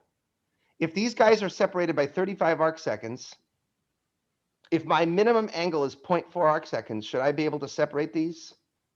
Yes or no? I'm not sure, but I'll take a guess. Probably not. You can. The smaller the angle you can see, Amy, are you hiding on me? Oh, there you are. Amy, the smaller the angle you can see, better. the better it is. This tells me that I can separate two objects as long as they are separated by 0.4 arc seconds or greater. Since those guys are separated by 35 arc seconds, I can easily resolve Albireo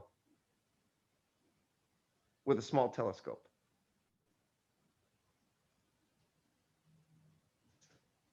Okay, one other thing.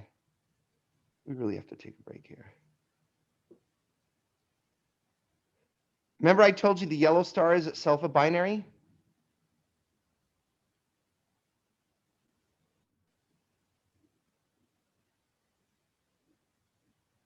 According to this, that binary is separated by 0.5 arc seconds. Should I be able to resolve the two stars, Mateus? Yes, because the telescope does 0.4. But what's messed up, Mateus, is look at this picture here. This picture was probably taken with a similar sized telescope. Assuming that they took it with a 16-inch telescope, I don't know that, but I suspect they did. How come we can't resolve it? The answer is because there are other things that also weaken the angle besides diffraction. One of them is the nature of the sky itself. You guys ever see how stars twinkle and dance around? That's called the seeing. The atmosphere itself limits how tiny an angle you can see down to about 1 arc second. So even though my telescope can see down to under half an arc second, I'm not actually operating at the diffraction limit because the atmosphere limits how tiny an angle I can see. They call it the sky seeing. And people try to build and design telescopes so that they can go to places on Earth where the sky is very stable. Like, for instance, in the Atacama deserts of Peru, where they build these beautiful high-powered telescopes, the air is so thin and stable up there that you can get seeing down to 1 arc second. I bet in Warwick outside of CCRI, the sky seeing is actually more like 3 arc seconds. And that's why you can't resolve it. And if you want to see an example of what I'm talking about, a quick search, YouTube, astronomical seeing. When you look at things through a telescope, instead of them being crystal clear, when you look through your atmosphere, and you guys will discover this if you ever come see me, can you guys see in this short video here how Jupiter appears to be dancing underwater? Now, the angular size of Jupiter is about an arc minute. It's about 60 arc seconds. But notice that the fine details of the stripes are getting lost here because the atmosphere is causing distortions. If I could take this telescope outside the atmosphere of Earth, I'd probably be able to see a lot more detail in the bands and cloud tops of Jupiter. And it's for this reason that the greatest telescope in the world is the Hubble Space Telescope, because it's the largest optical telescope that sits above the atmosphere of Earth. You never have the Hubble Space Telescope operates at the diffraction limit. It's the best the optical system can be because it's not fighting against air. The new hotness in telescope astronomy, the James Webb Space Telescope, they've had to postpone it a few times. It's going to be a telescope with an even larger diameter. It's got an 8-meter diameter telescope. Here's a picture of it. It's all coated in gold and stuff. This is a technological marvel. I'd love to tell you more about it. This telescope is going to be 3 times more powerful than Hubble, and we should be able to see cool images of space with mind-blowing detail like you couldn't even imagine. When this thing launches in a year or two, the pictures that are going to come from that are going to blow our collective minds, and it's going to be so cool. So diffraction is what we must fight against, or if we're on the ground, we have to fight against air. All right. I need a break. I'm sure you need a break. Before we do office hours, by the way, today's lecture, I want you to keep in mind what I did. I incorporated more problems into our lecture today so we could also be training. So today we went on a little bit long, but it's part of your training session. It was good for you. Let's take a 15-minute pause or so. We'll come back a little after 2:05 or so, 2:10, and then we'll get going, okay? All right, I'll see you. Okay, everyone.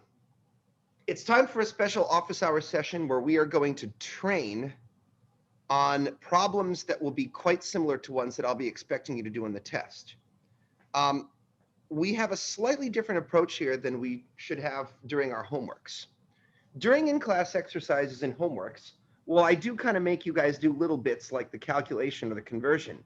Keep in mind that I'm still guiding you on which formulas to choose and how to solve the problems. We need to try to experience having to solve the problems without me as a tour guide, although I'm still going to be here to help. So here's how this is going to work. I am going to give you a problem as if it was a problem in the test. I'm going to give you a time limit of 5 minutes or 10 minutes, depending on how elaborate the problem is. And I want you to use the formula sheet, a pencil, and a calculator, and do your best to answer those questions as if you were doing it on your own in the test. When the 5 minutes or whatever is up, we will then go over the solution and see how far you could get on your own and try to figure out where your roadblocks are, where you're stumbling, all right? It sometimes happens during these sessions that people can just freeze and not know what to do at all. I most certainly do not want you to spend 5 minutes twiddling your thumbs doing nothing. That's a total freaking waste of your time, right? And mine. So if you're completely blocked and you need a hint to start, I can either privately chat you the equation, or I can give you some kind of hint, or I'll tell the whole class the hint, whatever. You can talk amongst yourselves. This isn't really the test. You can talk to me. But what we're trying to do is just see if you can take the training wheels off and still solve the problem. Does that make sense? All right, you get this, the logic of it, right? Okay, so with that in mind, let's be about it. Let's start off kind of slow and easy, and then we'll pick up complexity as we go. Remember, another thing that's tough about the test is there's a lot of formulas on that sheet, so you have to get in the practice of knowing which formulas can solve which kinds of problems. Let's consider comet Hyakutake. Hyakutake is a long period comet.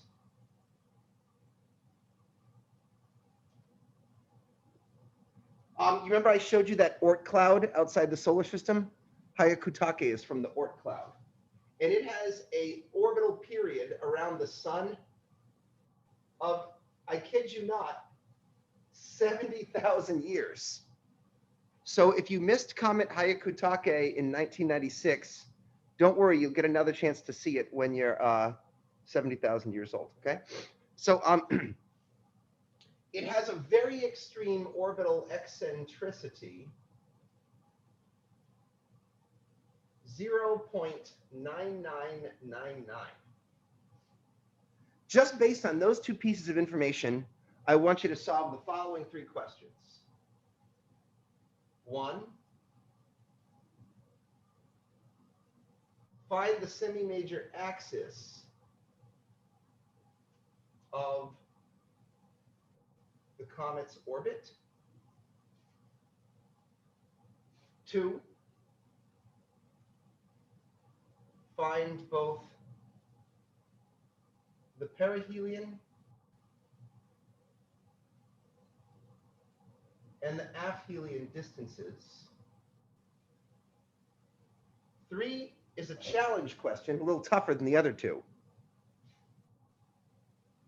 If the sun was replaced by a star 3 times more massive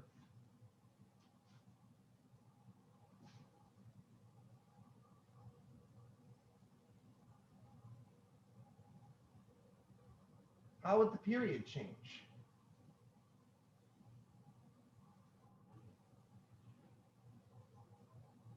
What would the new period be?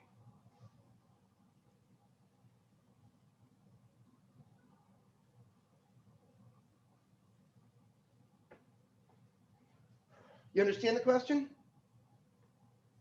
Where's my stupid phone? Here, that's my timer.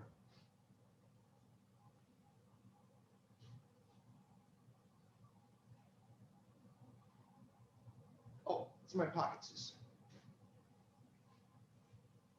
Okay.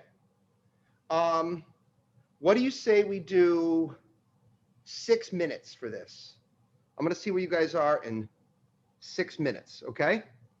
I'll be pausing the recording. If you are watching this at home, you should now pause the YouTube video, attempt to solve it, and only hit play once you have a solution, or once 6 minutes or so have gone by. I'll see you guys in 6 minutes. Shout at me if you have any questions. Okay, time's up. Who got an answer? Mia, did you get an answer? No, I didn't. Because like I remembered that we worked on this before because I remembered the comment gata, but like I got stuck along the way. Oh, did we actually do this problem in class? It wasn't the exact same one, but I remember it, and it was like question A was find the orbital period of the comet, and then B was find its closest and furthest distance from the sun. So I already had the alpha and the peri, but then when I looked at it again, it looked like you wanted something different. Wait, hold on, wait. Mia, I don't even understand what you're saying. You can't do question 2 until you do question 1. Did you do question 1? Semi-major axis for the comet is 1700 AU. How did you get that? We did this before, and I remembered it. Shit, you just remembered the answer? Wait, how could? Jesus, I wish I had picked a different When we comment did Kepler's I didn't realize I third did law, this in class. we did Kepler's third law. This was the comment that you picked to go over it with. Fuck. Okay, well that was a mistake. I should have picked a different comment then because I wanted a novel problem. I forgot that I did this as an in-class exercise. Sometimes I pick random comments. Okay, so how do you solve it? Well, it sounds like you know what you're doing. You sound like you know what the formula is. Don't look at your notes. Look at the formula sheet. Use the force.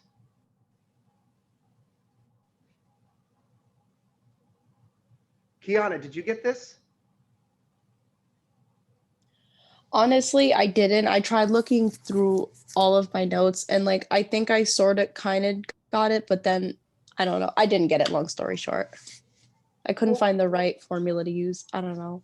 Because like the formula that we were supposed to use was, where is it? I literally just saw it. The Kepler-Perian orbits, right? With peri and alpha.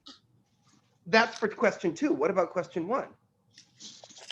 Yes, but Kiana, I gave you a period. And Kiana, period begins with P. There's only like 3 formulas that have the letter P in it.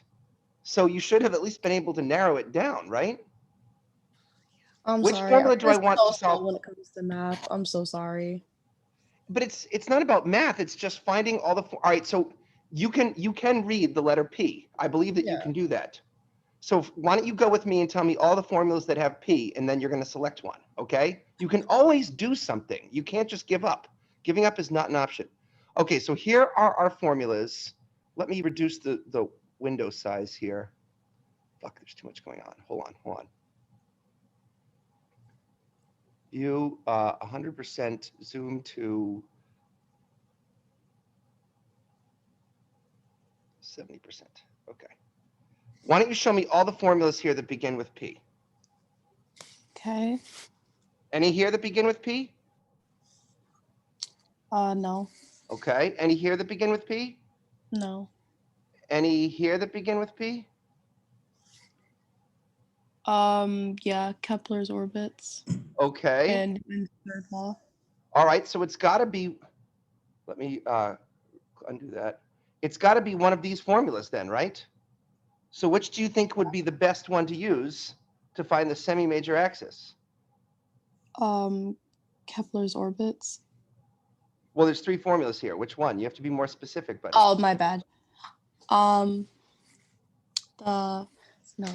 number 1, it wouldn't be the peri. Would it be the bottom one, the p cubed equals a squared? Don't you mean p squared equals a cubed? Yeah. Oh my God, I never get that right. Okay, but you don't have to, it's written down for you right here. I know, it's just, I always jumble it up. I've done that for years. Okay. But do you see what we just did there, Kiana? All you had to do was look for a formula that begins with P. I believe that you can do that. Okay. Now that you say that, I get it, but like, I don't know. Like when I just like looked through it, I was like, all right, I don't know. I'm sorry. Or how did you determine to use that formula specifically though? Well, because ideally you would have remembered and learned that Kepler's third law is a relationship between period P and semi-major axis A. I mean, I expect you guys to know your Kepler's laws. So what you would have done, Sabrina, is you would have gone into your notes. You would have looked for semi-major axis. Like, let me pretend sometimes I'm trying to get inside your guys' head, and it's really hard for me to get inside your head. So I'm going to pretend that I'm a student who knows nothing and didn't listen to, or I listened, but I forgot everything that I was told. The first thing I would do if I didn't know anything is I would scroll through my notes until I found the words semi-major axis. And when you do that, you will discover that when you find the word semi-major axis, they're going to be next to Kepler's 3 laws of planetary motion. And then I'd say, okay, this is a planet going around the sun. It's like a comet going around the sun. And then I would look up Kepler's third law, p squared equals a cubed. And I would sort of see in my notes that a was the distance or the semi-major axis. That's how I would have done it. Okay. Does that make sense? Yeah, Yep. it does. I just figured out like what probably the right one was, like kind of like at the last second, like as you were coming back, I Okay, kind well, of then let's realized do it was that let's do one. it together then. So what are you going to do next? You have p squared equals a cubed. What do you do? You plug in the numbers. Okay, so do it. Tell me what to do. Okay, so P is the period. So it'd be 70,000 years. Okay. And then would we use dimensional analysis or just that? No, this is a magical formula. The units come out Okay. magical. All right, so then to the power of 2 and then a. Then what would you do? Then you'd plug in A, correct? No, you're being asked to find a. Oh, yeah, that's right. A Oh is my the God. semi-major axis. So So now what do I do? would you multiply? So Wait, multiply what? I was gonna say because of the power of 2, would you times that? But that's not it. Well, look, this is a number squared. Why don't you just square that number? Yeah. So What do you get?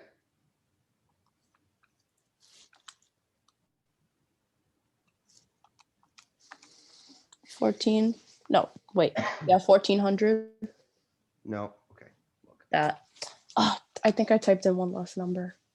70, 123 squared. So 4. Oh, that's a big number.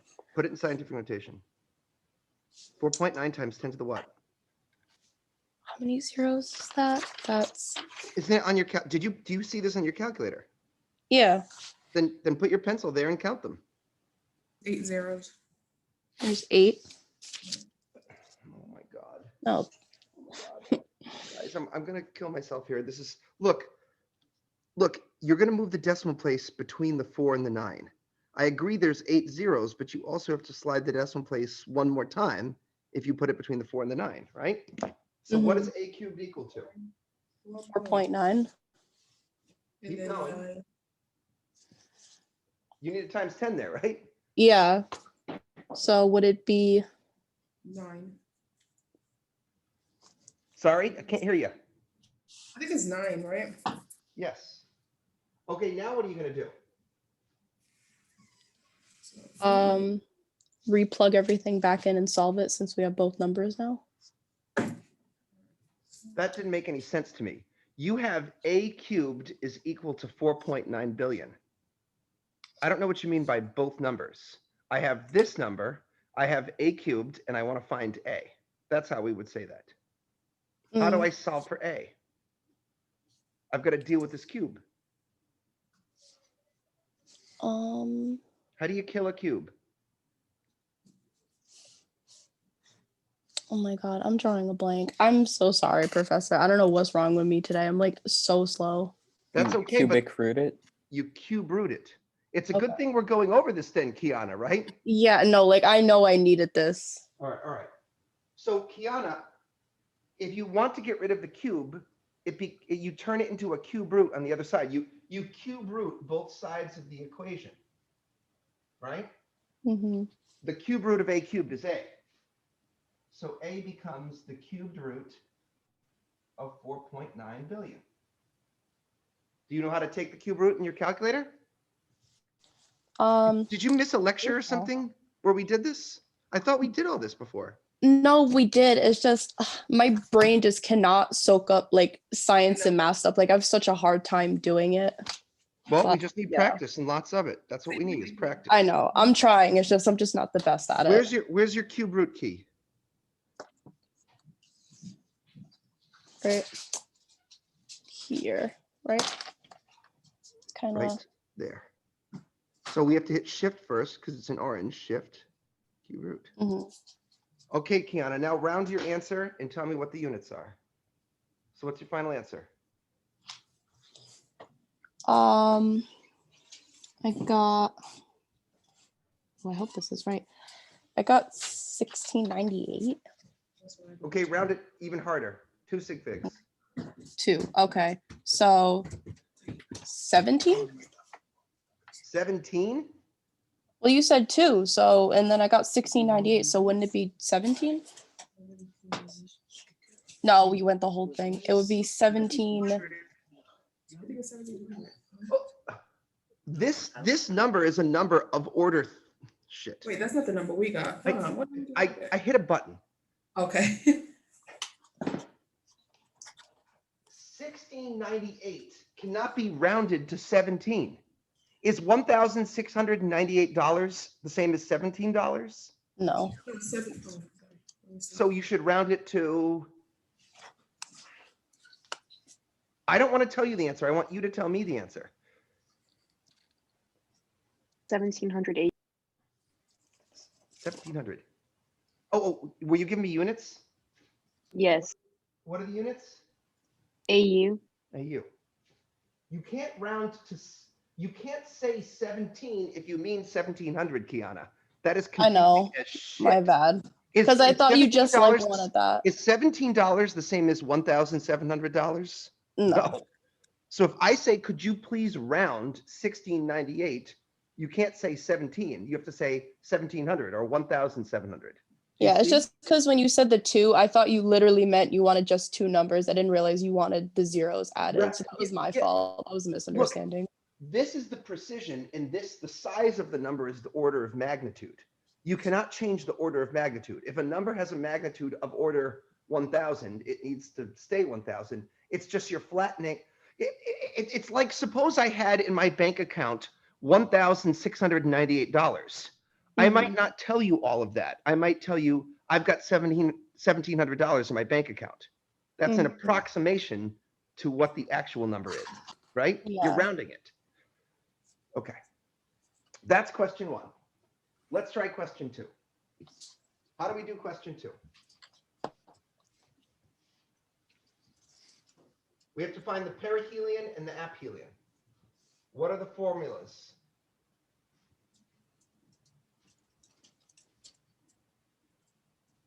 Are you You still gotta make sure asking? you're writing all this down. Writing it down will help you to remember it.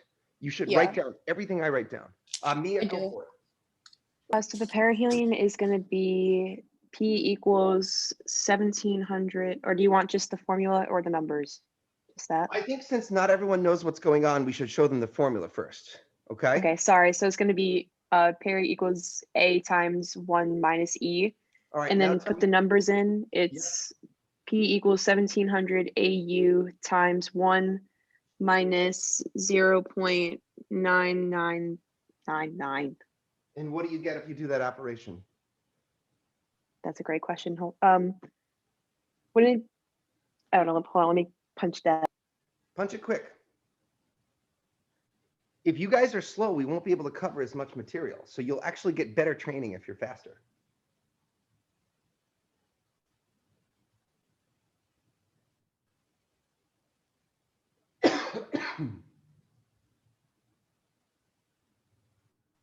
Shout it out, Tegan. What'd you get? Like I got 100 and 1,699.0001. Hey, Tegan, do you see those parentheses? Yeah, They're not optional. They're mandatory. okay. Let's do it Yeah, together. that's right. Come on. 1,700 times, open parentheses, 1 minus 0.9999, close parentheses, equals. Okay. What's my final answer? 0.17. Round it even harder. 0.2. Units? Yikes.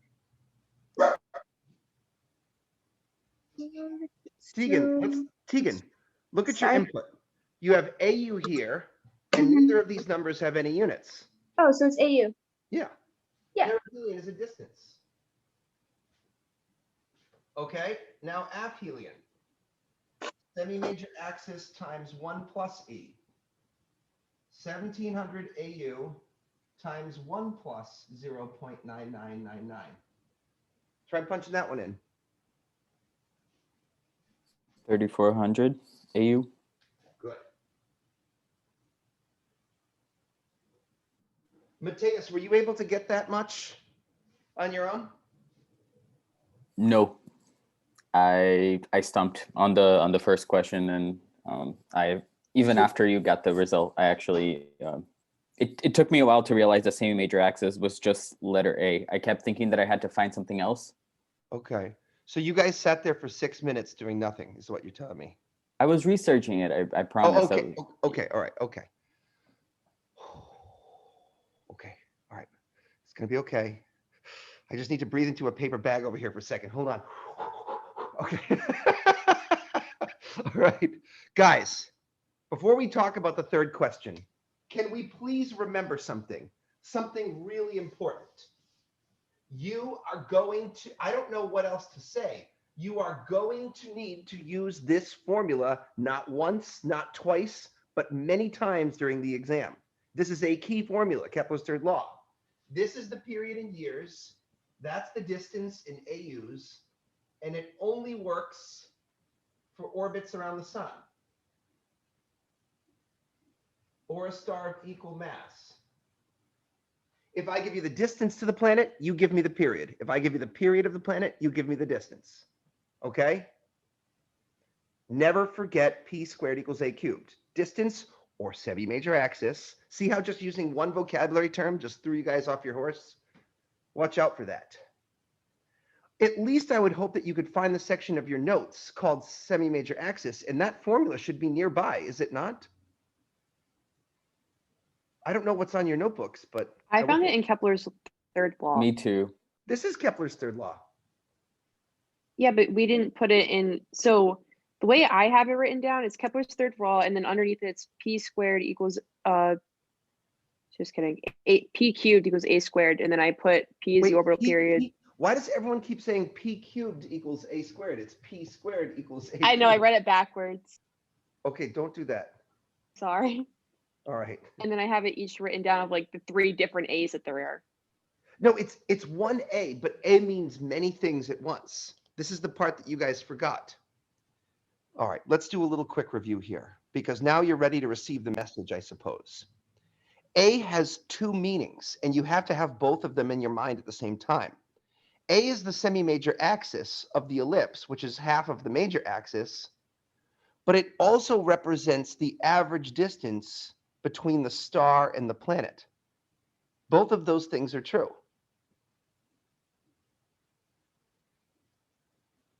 A has 2 meanings at once, and you will see in your notes that I said, hey guys, A is the average distance between planet and the sun. A is also the semi-major axis of the orbit. That's what I was telling you.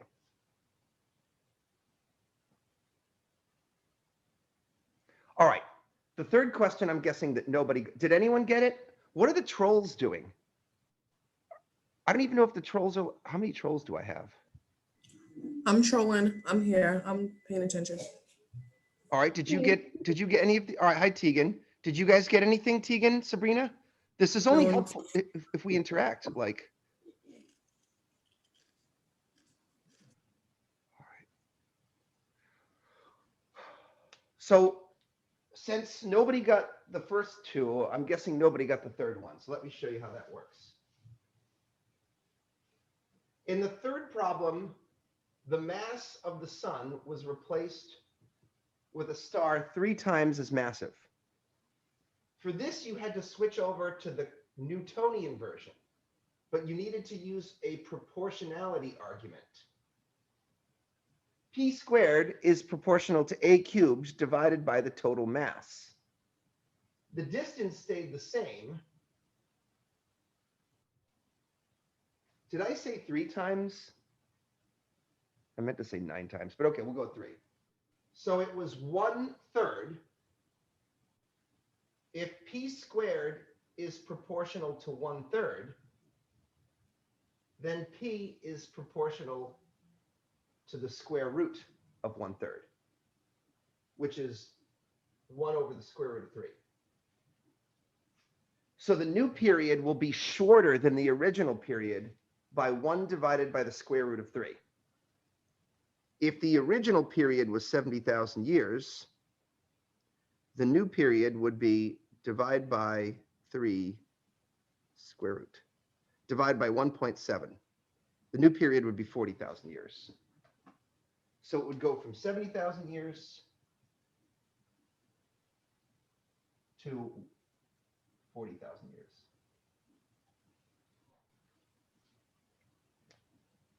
Proportionality arguments. Never forget.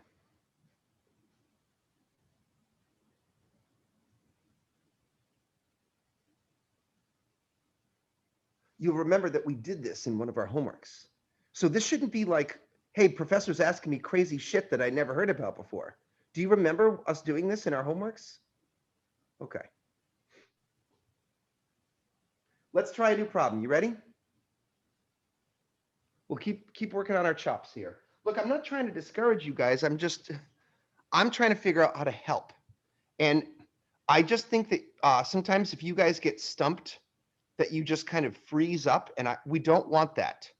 We don't want you doing nothing. We want you to try something, to find a formula, use the letter, punch something in, do something, you know?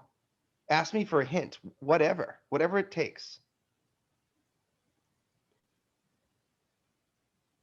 There's always something you can do. I learned that. All right, let's try a new problem.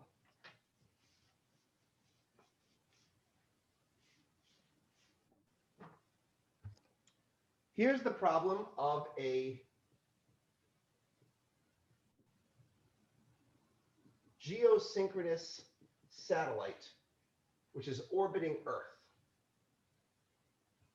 Let me grab my numbers here.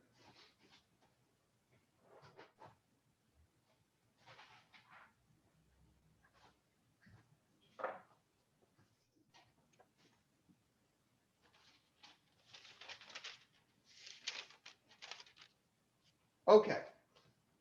The geosynchronous satellite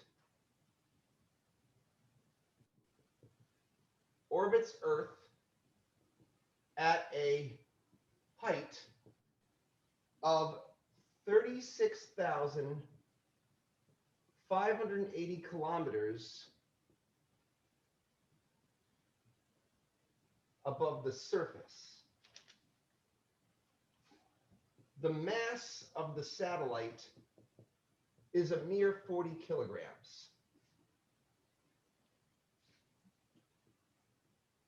Earth has a mass, excuse me. Earth has a mass of 6 times 10 to the 24 kilograms and a radius of 6,400 kilometers. Based on those 4 pieces of information, you should be able to answer these questions.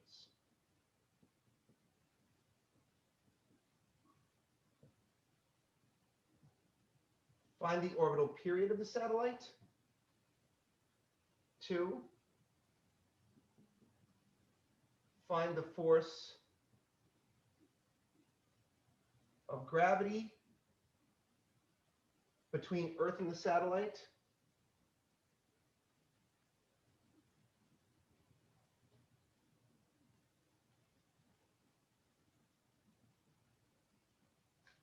3, find the escape velocity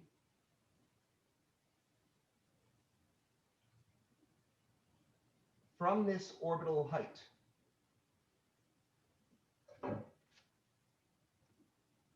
This one will take you a little longer than the previous question. I'm going to give you 10 minutes for it. This time, if you're researching for too long and you're not getting anywhere, call me over so I can give you a push. Because in the same way that you guys got stuck at the beginning of the problem, there are other places you're going to get stuck too, and I want you to find those out. All right. We're going to do 9 minutes for this one. Professor, Yes. what does that say in number 2 between gravity and Earth? I can't read it. Find force of gravity between satellite and Earth, or Earth and satellite. Okay, I thought that's what it was, but I wasn't sure, so I just wanted to make sure. Yeah. I forget that you LOL kids, BTW, BT dubs means by the way, but Yeah, I know that, but like I wasn't sure if that's what that said or not, you know? So I just wanted to be sure because I didn't want to write the wrong thing. I shouldn't do that to you guys. You're just from a different generation, so between. All right. Is that better, Kiana? Yeah. All right. Go. Sure, go ahead. For the first part, right, do I have to convert this 36,580, the orbit, the distance from whatever, the orbit, into astronomical units? Is that right? You do have to convert it, but not into AU. Also, I recommend that you guys make a diagram similar to the one that we made. Okay, I don't want to erase this just yet, so I'm going to have to use my whiteboard feature. Remember when we did this problem in our labs, the problem, Sabrina, was like this. You have Earth. Yep. And Earth has like some radius, right?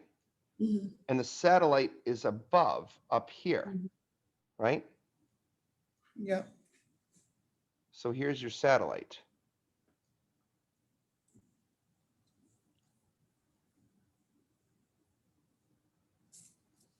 This is the height, and this is the radius of Earth. You have to consider both, not just the height. And no, you should not be converting them into astronomical units, because you're not going to want to use p squared equals a cubed here, because p squared equals a cubed only works when things are orbiting the sun, and this satellite is orbiting Earth. So what formula are we going to have to use instead? Do you know? I'm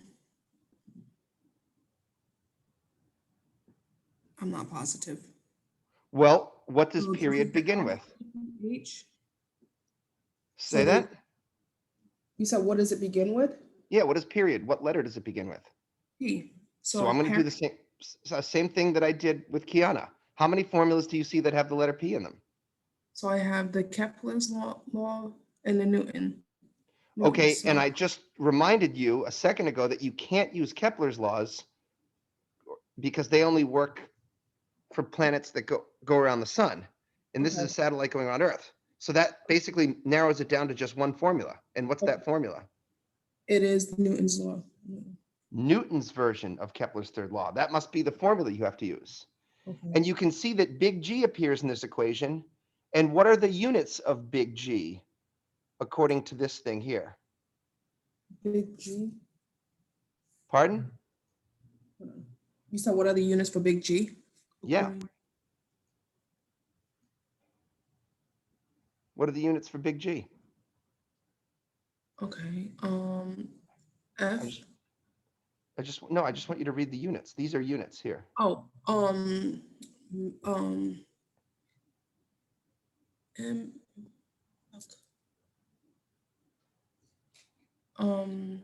meters cubed Per per G is kilograms, not kilograms, per second squared. meters cubed per kilogram per second squared. Okay. That seems to suggest to me, Sabrina, that we should be converting not from kilometers to AU, but from kilometers to, Meters squared, I mean cubed. just meters, just meters, Okay. just meters, Rotation. okay? And you shouldn't just be using the height. As I mentioned a moment ago, you should be using the height plus the radius. Remember? We did this in our lab. It's Height plus the- A is the height plus the radius. And then you got to convert it to meters. And then you got to put it into the formula. So go ahead and do that. Okay, let's find out where we're at. Mateus, tell me what's going on with you personally. What's happening with you?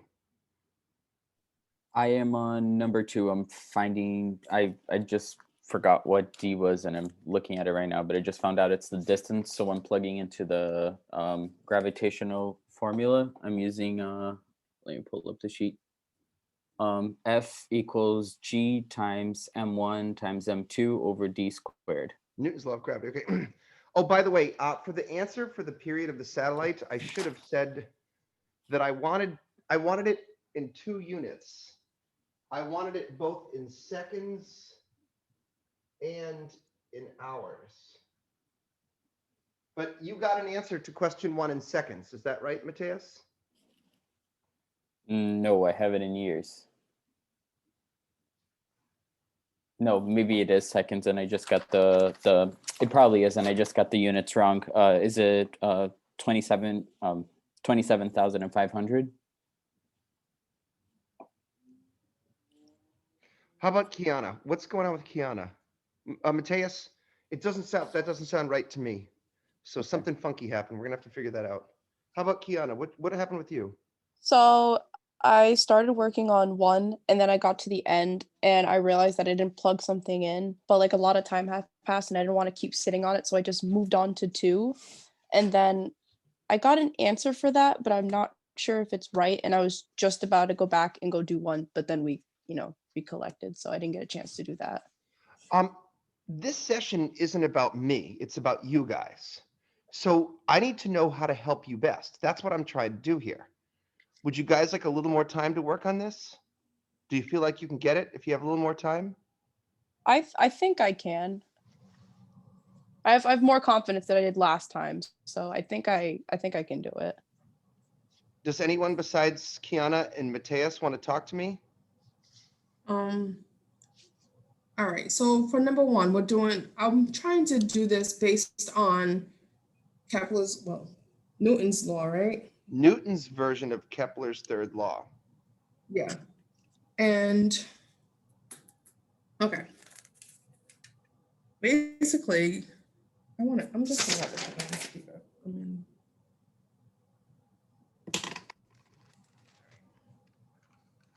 So this is what I've come up with so far. I don't know how right it is, but I have. I'm going to pause. I'm going to pause and I'm just going to unpause when it's time for the solution. Let me just pause it for a moment. I changed my mind. This actually might be useful for other people here. So tell us what you did, Sabrina. All right, so just now, what I'm trying to do is add the 2, the RE and the radius and the one at the top. I mix up the names. So I'm adding up the 36,580 plus the 6,400 kilometers. So 36,580 kilometers and 6,400 kilometers. Correct. So let's just everyone look at what she's doing there. The radius of Earth is 6,400 kilometers. The height of the satellite is 36,580 kilometers. We are recognizing that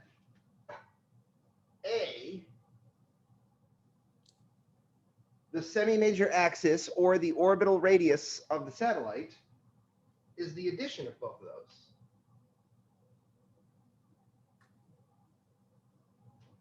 And what do you get when you add them up, Sabrina? 42,980 kilometers. 42,000. 980. Let's just call it 43,000 because it's so close. Okay. 43,000 kilometers. So I'm gonna have to try to convert that, correct? And I'm gonna use What do you want to convert it to? That- Yeah, you are correct, Sabrina. What do you want to convert it to? meters. Am I converting that into meters? That's right. And how do you do Uh-huh. that? Dimensional analysis. Okay. Why don't you walk us through those steps? That'll be helpful. All right. So what I got is the 43,000 times division bar. At the top, I'm going to put meters. At the bottom, I'm going to put kilometers, right? Excellent. Yes. That'll cancel out kilometers.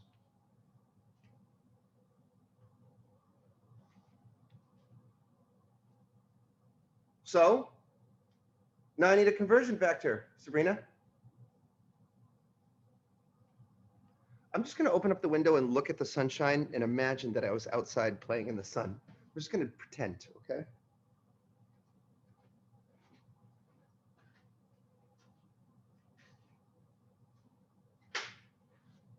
Sabrina, I need a conversion factor. Where are you going to find that?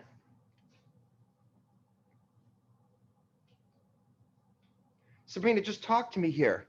We can do this more efficiently if we talk to each other.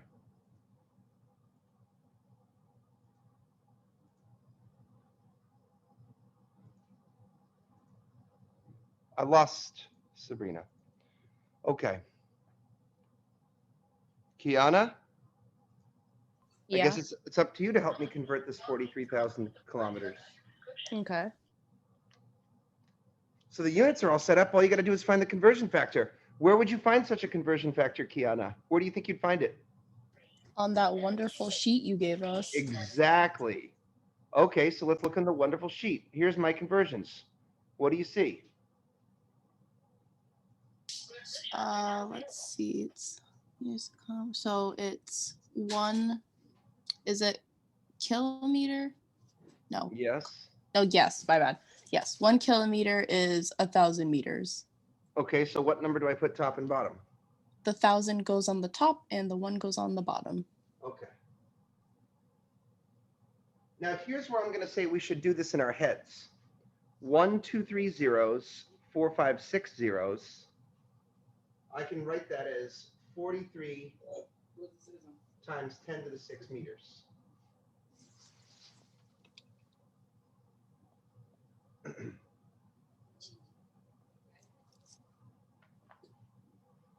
Okay. So this is our formula that we're using. We know 4, we know pi, we know a, we can cube it. We know g is up here.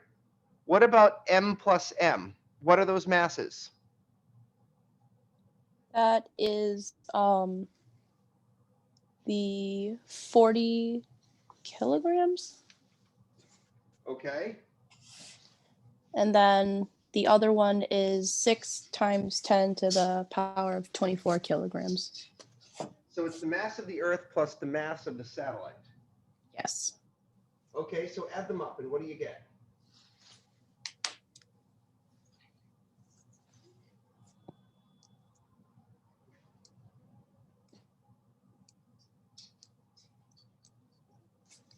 I might have did it wrong, but I got 6 to the power of 24. 6 times 10 to the 24. Yes. Which is I gotta get used to saying it like that. You have to say it like that. 6 to the power of 24 is not 6 times 10 to the 24. This is Was 6 that just- times 10 to the 24. That's the mass of Earth.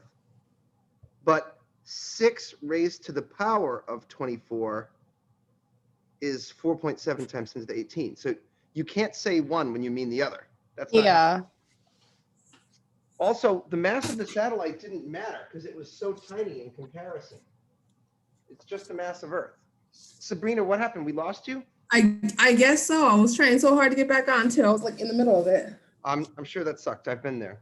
Okay. We converted our A to meters.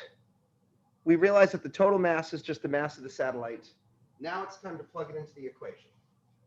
Okay. P, we're going to get the square to the other side. It's going to become a square root. Yeah. This is exactly what we did in lab. 4 And then times pi pi squared Yes. times Okay. 43 million meters cubed.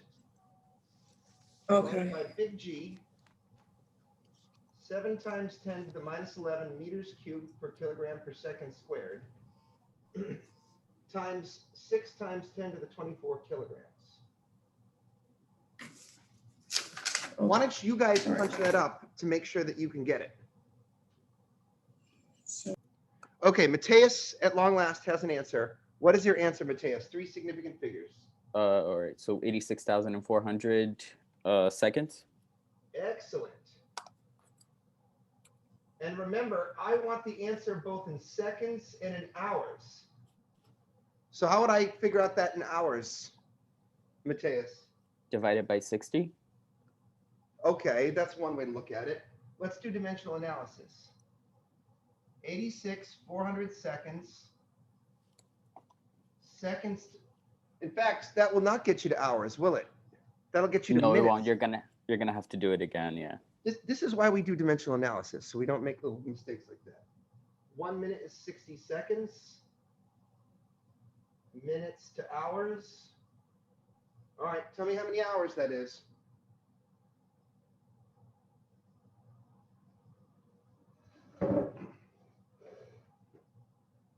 $24.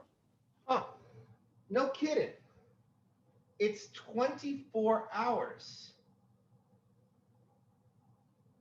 Mateus, I guess that's why they call it a geosynchronous satellite, right? If you put the satellite at that height, it will just hover over the same spot on Earth and always be right above you in the sky. That'd be good for communication satellites, like bouncing radio cell phone signals off the satellite. Hey, Professor, Yes. is there any way you can show us on the calculator how you got that answer? Because I got something different. I thought you might say so. Yeah. Okay, let's punch together. Nice and slow. Follow along. Mhm. 4 times pi Mhm. squared Okay. times Mhm. 43 exp6 shift cube. Shit, I just did the cube root. I'm sorry. I have to focus it closer because I can't see I'm going off of memory rather than sight here. Sorry, can we start again? Clear it all out. 4 times pi squared times 43 exp6. This is the cube. Shift cube. Divided by G, divide by 7 exp negative 11. And here's the key step. We're going to divide again. Divide by the mass of Earth. Divided by 6 exp24. Then we equals, then shift square root. And we see 86,400. Okay, So when now you I get got that. When you get to the bottom, you just divide instead of multiply, correct? That's right. You have to divide by both so that the calculator knows. So I'm gonna. So I'm gonna do, after I put in 43 point 10 ESP6 and then 3 cubed.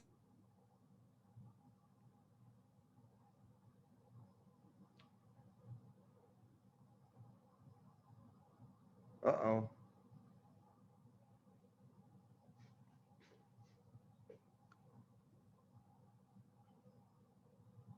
I think we might have lost Sabrina. I think so too. Well, I only have two of you here to work with. So Kiana, you got it, right? 86,400? Yeah, I got it. All right. Let's move on to the next problem, I guess. Until Sabrina comes back, I don't know how to help. Let's try to calculate the force of gravity next. Is the number supposed to be like to the negative 34 or something? No? Okay. Okay, so the force of gravity, you've got Earth, and you've got the satellite. And we've already determined that the center to center distance is 43 million meters. So that's what we're going to be using again. So the force of gravity is big G times the mass of Earth times the mass of the satellite divided by the distance between them squared. That's Newton's law of gravity. Big G is 7 times 10 to the minus 11. The units, meters cubed per kilogram per second squared, times the mass of Earth, 6 times 10 to the 24 kilograms. The mass of the satellite was 40 kilograms. The distance between them was 43 million meters squared. Did you get that far, Mateus? Yes, I messed up on the bottom part there. What did you use for the distance? I used the Earth's mass wrong. I looked in the wrong place in the problem. I just realized it now. All right, but you learned something, I hope. Yes. Good. Punch that up for me.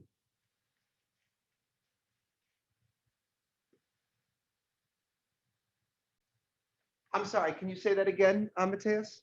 9 meters per second. Your number is right, but your units are wrong. Let's do unit analysis together. What cancels? The meters, well, 2 of the meters because the bottom has a meter squared.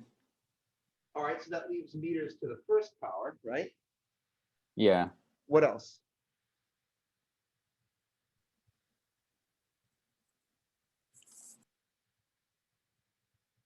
Do the kilometers cancel? No, I not don't- kilometers, kilograms. Well, look, you've got meters now per kilogram per second squared times a kilogram times another kilogram over 1. So you tell me.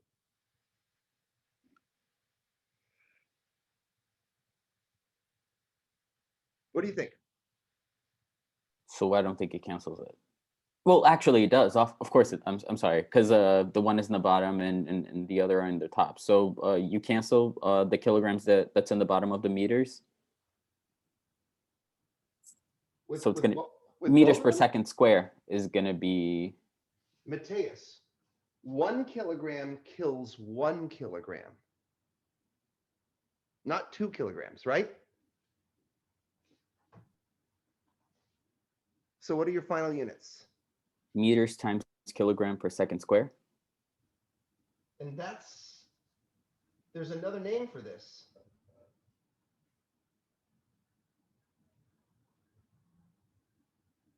Units of force?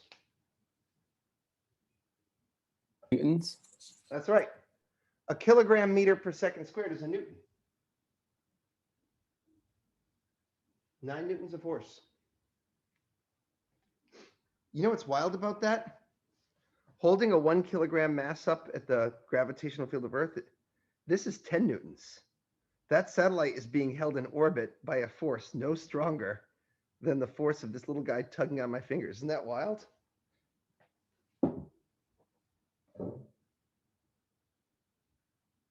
Gravity's weak. How about you, Kiana? How did you do? So, of course, I didn't get the same number again, All but right. You mean when you I was punch it? gonna, yeah. So why don't we talk about it then? What is it, a calculator issue? Yeah, I think I might have just like missed something or like calculate. I definitely calculated it wrong, but I'm not sure where I went wrong. Well, why don't you watch me do it and then maybe you'll figure that out. Sounds good. 7 exp negative 11 times 6 exp 24 times 40 divide by 43 exp 6, square that, and now equals. Oh, that's what I did wrong. I squared it after for some reason. I didn't Oh, do no, it no, no, no, before. no, no, no. You got to square the distance and then hit equals. Yeah, I think that's what I did wrong. All right.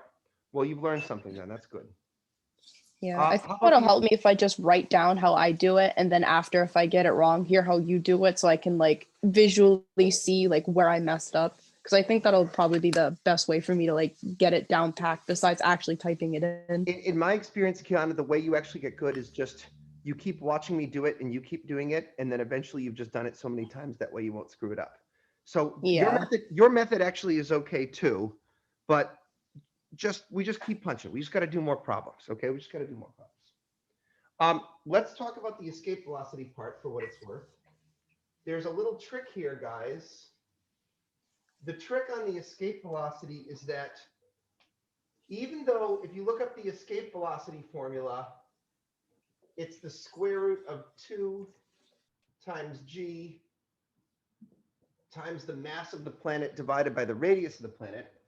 But that assumes that you're leaving the surface of a planet of radius r and mass m. In this case, the satellite would try to escape from its new orbital height.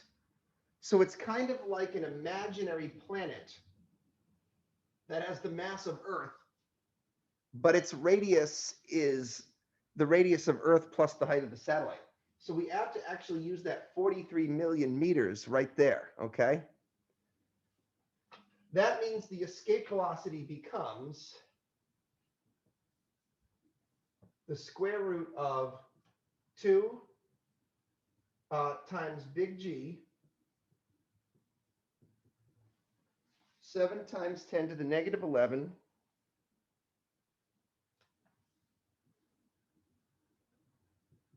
meters cubed per kilogram per second squared times the mass of Earth, 6 times 10 to the 24 kilograms over our 43 million meters. Why don't you punch that up for me?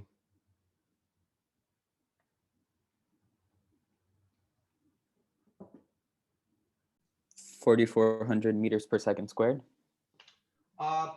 It's not, it is 4,400.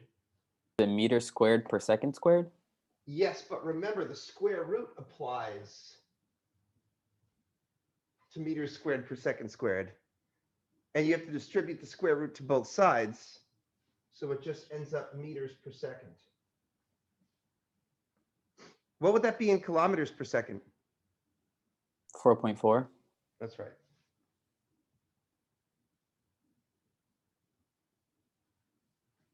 Nice. Did you get that, Kiana? I think I did. So I tried the math problem 2 different ways just to see, and I think I got that the first time. So yeah, I think I got it. You punch it in, you hit equals, and then you square root. Yeah, okay, so I did do it right the first time. So we've been going kind of slow today. We're almost out of time here. My other version of this training session that I did last year, we covered more problems. But I can't have this video go on forever. I'm going to try to squeeze one last short one in for you guys, okay? But I actually would encourage you, and there's only 2 people working with me, so it's like, you know, or maybe Tegan's here too. I don't know what's going on. I'm only just like talking to 2 people. So I'm going to do one more with you, and then I'm turning you guys over to the pre-recorded video from last semester if you want to do some more practice problems, okay? I think that's just the way it is. But let me give you one last problem on wavelength, frequency, and energy, see if you can handle that. There are some harder type problems that I trained the other class on, but we're already at 3:30, and so I don't want to be going till 4. Let's try to squeeze one more problem in.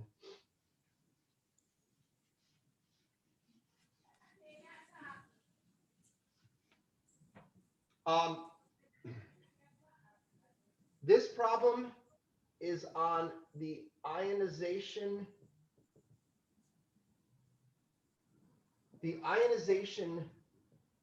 potential of a hydrogen atom. If a hydrogen atom has an electron in the ground state, a photon of exactly 13.6 electron volts will be capable of kicking that electron right off the atom into outer space.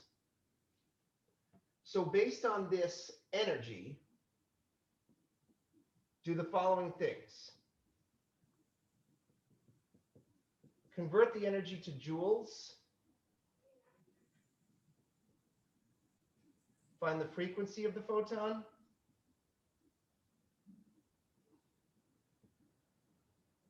Find the wavelength.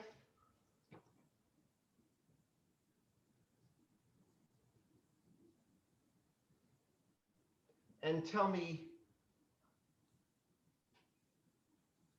in what regime of the EM spectrum is that photon found?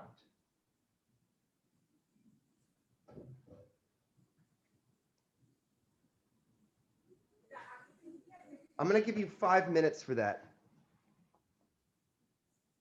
Go to it. Yeah, how can I help?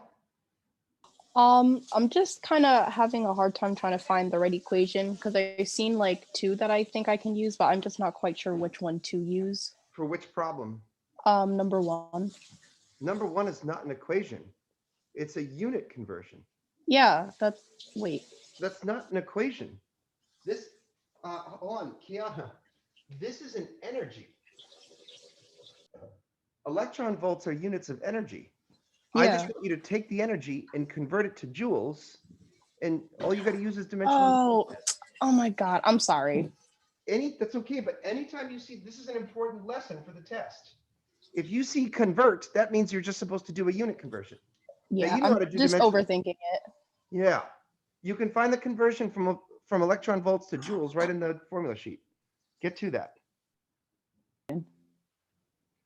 Could you say that once more for the benefit of the recording? Is the unit for number 2 going to be cycles per second? That's correct. All right. And cycles per second is usually written 1/seconds. And that's also known as a hertz, right? So you could look at it. In fact, on the answer key, you'll probably see hertz rather than cycles per second. So keep that in mind. I'll let you keep working for another minute or 2. All right, let's see where you guys are.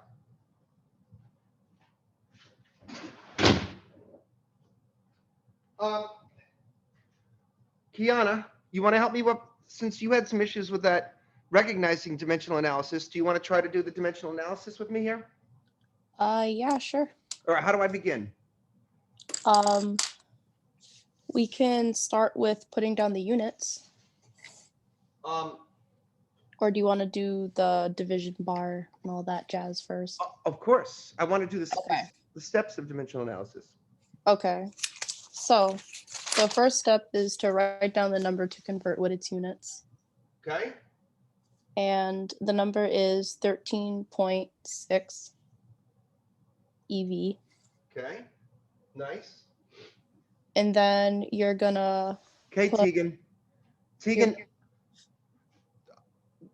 you guys, I might strongly recommend that if you have time, you watch the other exam prep from fall 2020, Astronomy 1020. That might be, there were some problems we didn't get to today. This is our last one because we're just out of time, but consider doing that as extra training, okay?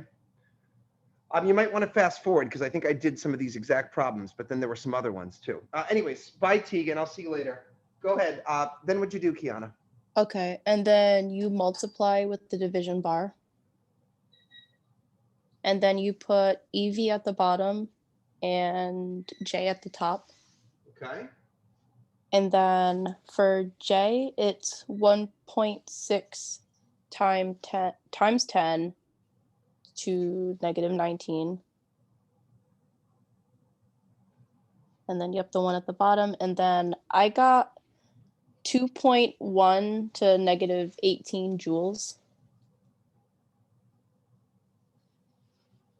Okay, that sounds right. All right, so what'd you do for number 2? I'm not gonna lie, I did not get that far. I found it, I don't know why, I like slowed down with number 2 for some reason, and then I found the problem, and then we came back. So that's my bad for not finding it as quickly as I had thought I was going You know to. what formula you're supposed to use now? I think so. Honestly, I could be wrong. I'm not gonna lie. Well, what's the formula? What do you think? I think, would it be one of the light formulas, the E equals H times F? I feel like that's not it, but I feel like it has to be one of these that has F in it because it's No, you're asking right. for F. You have the energy, you need the F, and Planck's constant's a constant. Do you know how to rearrange that? That's something you can ask me for help on in the test if you need help rearranging a formula. Yeah, I don't quite remember how to do that. Well, you just put the H to the bottom on the other side, right? Oh, okay. Yeah. E divided by H. And your E is 2.1 times 10 to the 18 joules. H is given on the formula sheet as 7 times 10 to the negative 34 joule seconds. Mateus, what did you get? You were the one telling me about cycles per second and stuff. 3 times 10 to the 15th cycles per second. Joules cancel. And that's the same as 3 times 10 to the 15 hertz. Did you get to number 3, Mateus? Yes. What formula did you use for number 3? I used C equals lambda times F. That's fine. I personally would have used E equals HC over lambda because I would have wanted to start from the energy again, but that's okay. This is a totally good way to do it too. There's two. I just wanted to show the class there's 2 options here. Okay, so solve it for wavelength. What's wavelength equal to? 1 times 10. No. Give me the variables first. Oh, okay. So it's going to be 3 times, not 3 times. Oh my God. 3 to the, what is it? In terms of C and F. Right. So I sent F to the other side, dividing it. So it's like C over F. And it turned out 3 times 10 to the 8th meters per second over 3 times 10 to the 15th cycles per second. And what did you get for a wavelength? 1 times 10 to the negative 7. Units? That's where I was at right now. So I was, is it meters times cycles per second? Or, because it's 2 seconds, so it's seconds what's squared. going on here? On the top, we have meters per second.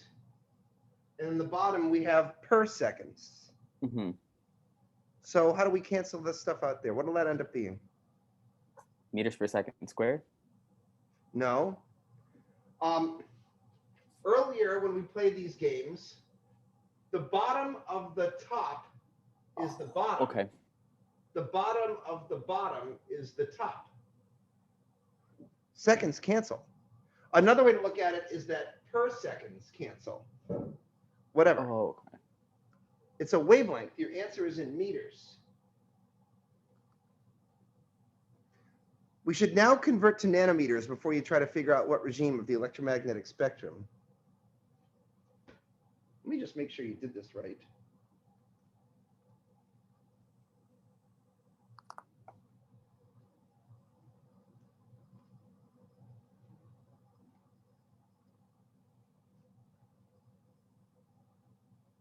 Yes. How many nanometers is that?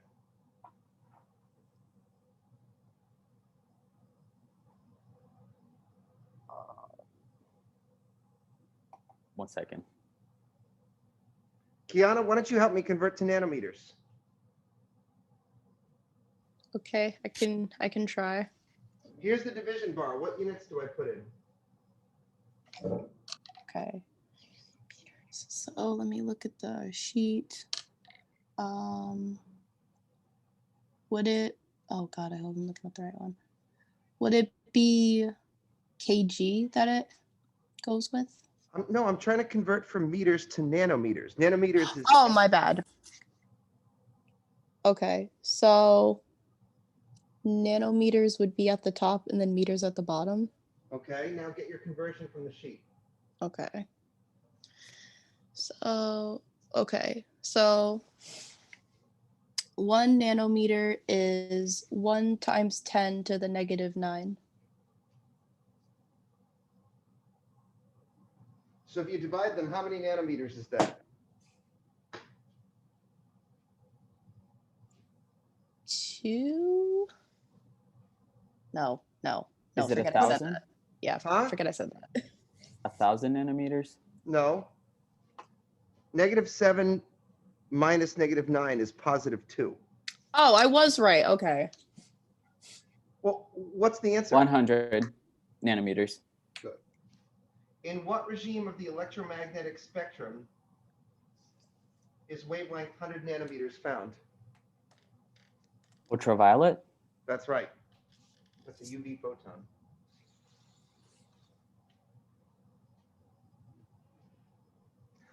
All right, look, that's all the time we have for today. And our kind of, I know it's not your guys' fault because you're here with me, but our class participation is sort of at an all-time low right now.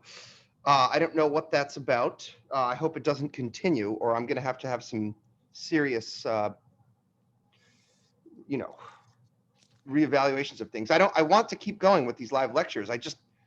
It's like any business. If not enough customers show up, you have to close, But I don't want to do that. I want to be here for you guys. I just need you guys to be here for me. I'm not going to lie, you guys were a little slow today compared to my class yesterday. Like you were stumbling with dimensional analysis. You didn't know what P and A were. I'm hoping that you'll correct that for the exam. I'm hoping this session helped. Let me just show you kind of quickly what's going on here. You remember that the videos for the old class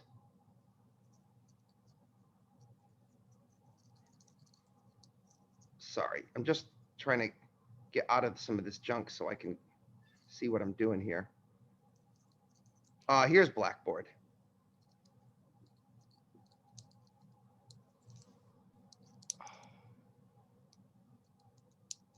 Bear with me. I just want to go to Blackboard announcements. All right. If you scroll way down, I have the videos from last semester. And one of these, probably around lecture 6 or so, I'm guessing, should have exam prep on it. Or I might have, oh, here we go. Lecture 7, exam prep, okay?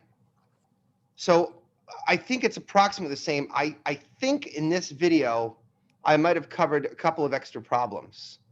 But we've already been going for over an hour and a half, so we should stop just for the length of the video, if nothing else. But I would encourage you guys to go and maybe, if you have time between now and the test, scrub through the questions we just did and see if you can find some of those other ones and practice them, okay? And that goes for the other watchers later on as well. I think you probably did get some experience. Remember what you did here. This will help you on the test. And don't forget, if you have those kinds of questions that you had during the section, you can text me or call me, and that's acceptable, okay? We will not have class on Tuesday. I will not see you until next Thursday, right? Because that's time. So where this you can, Tuesday coming up. Yeah, because that's the exam, you know. You could take it during class period, or you could take it one of the other days that I put it up there, okay? Okay. Call me if there are problems. If not, the test should be available come early Sunday morning. All right, good luck. I'll see you in a week. Thank Bye. you. Thanks, Professor. You got it. Thank you. Oh, wait, one last thing. Oh. I have grades due on Wednesday. Midterm grades from you are due on Wednesday. That's why I pegged the exam as late as possible.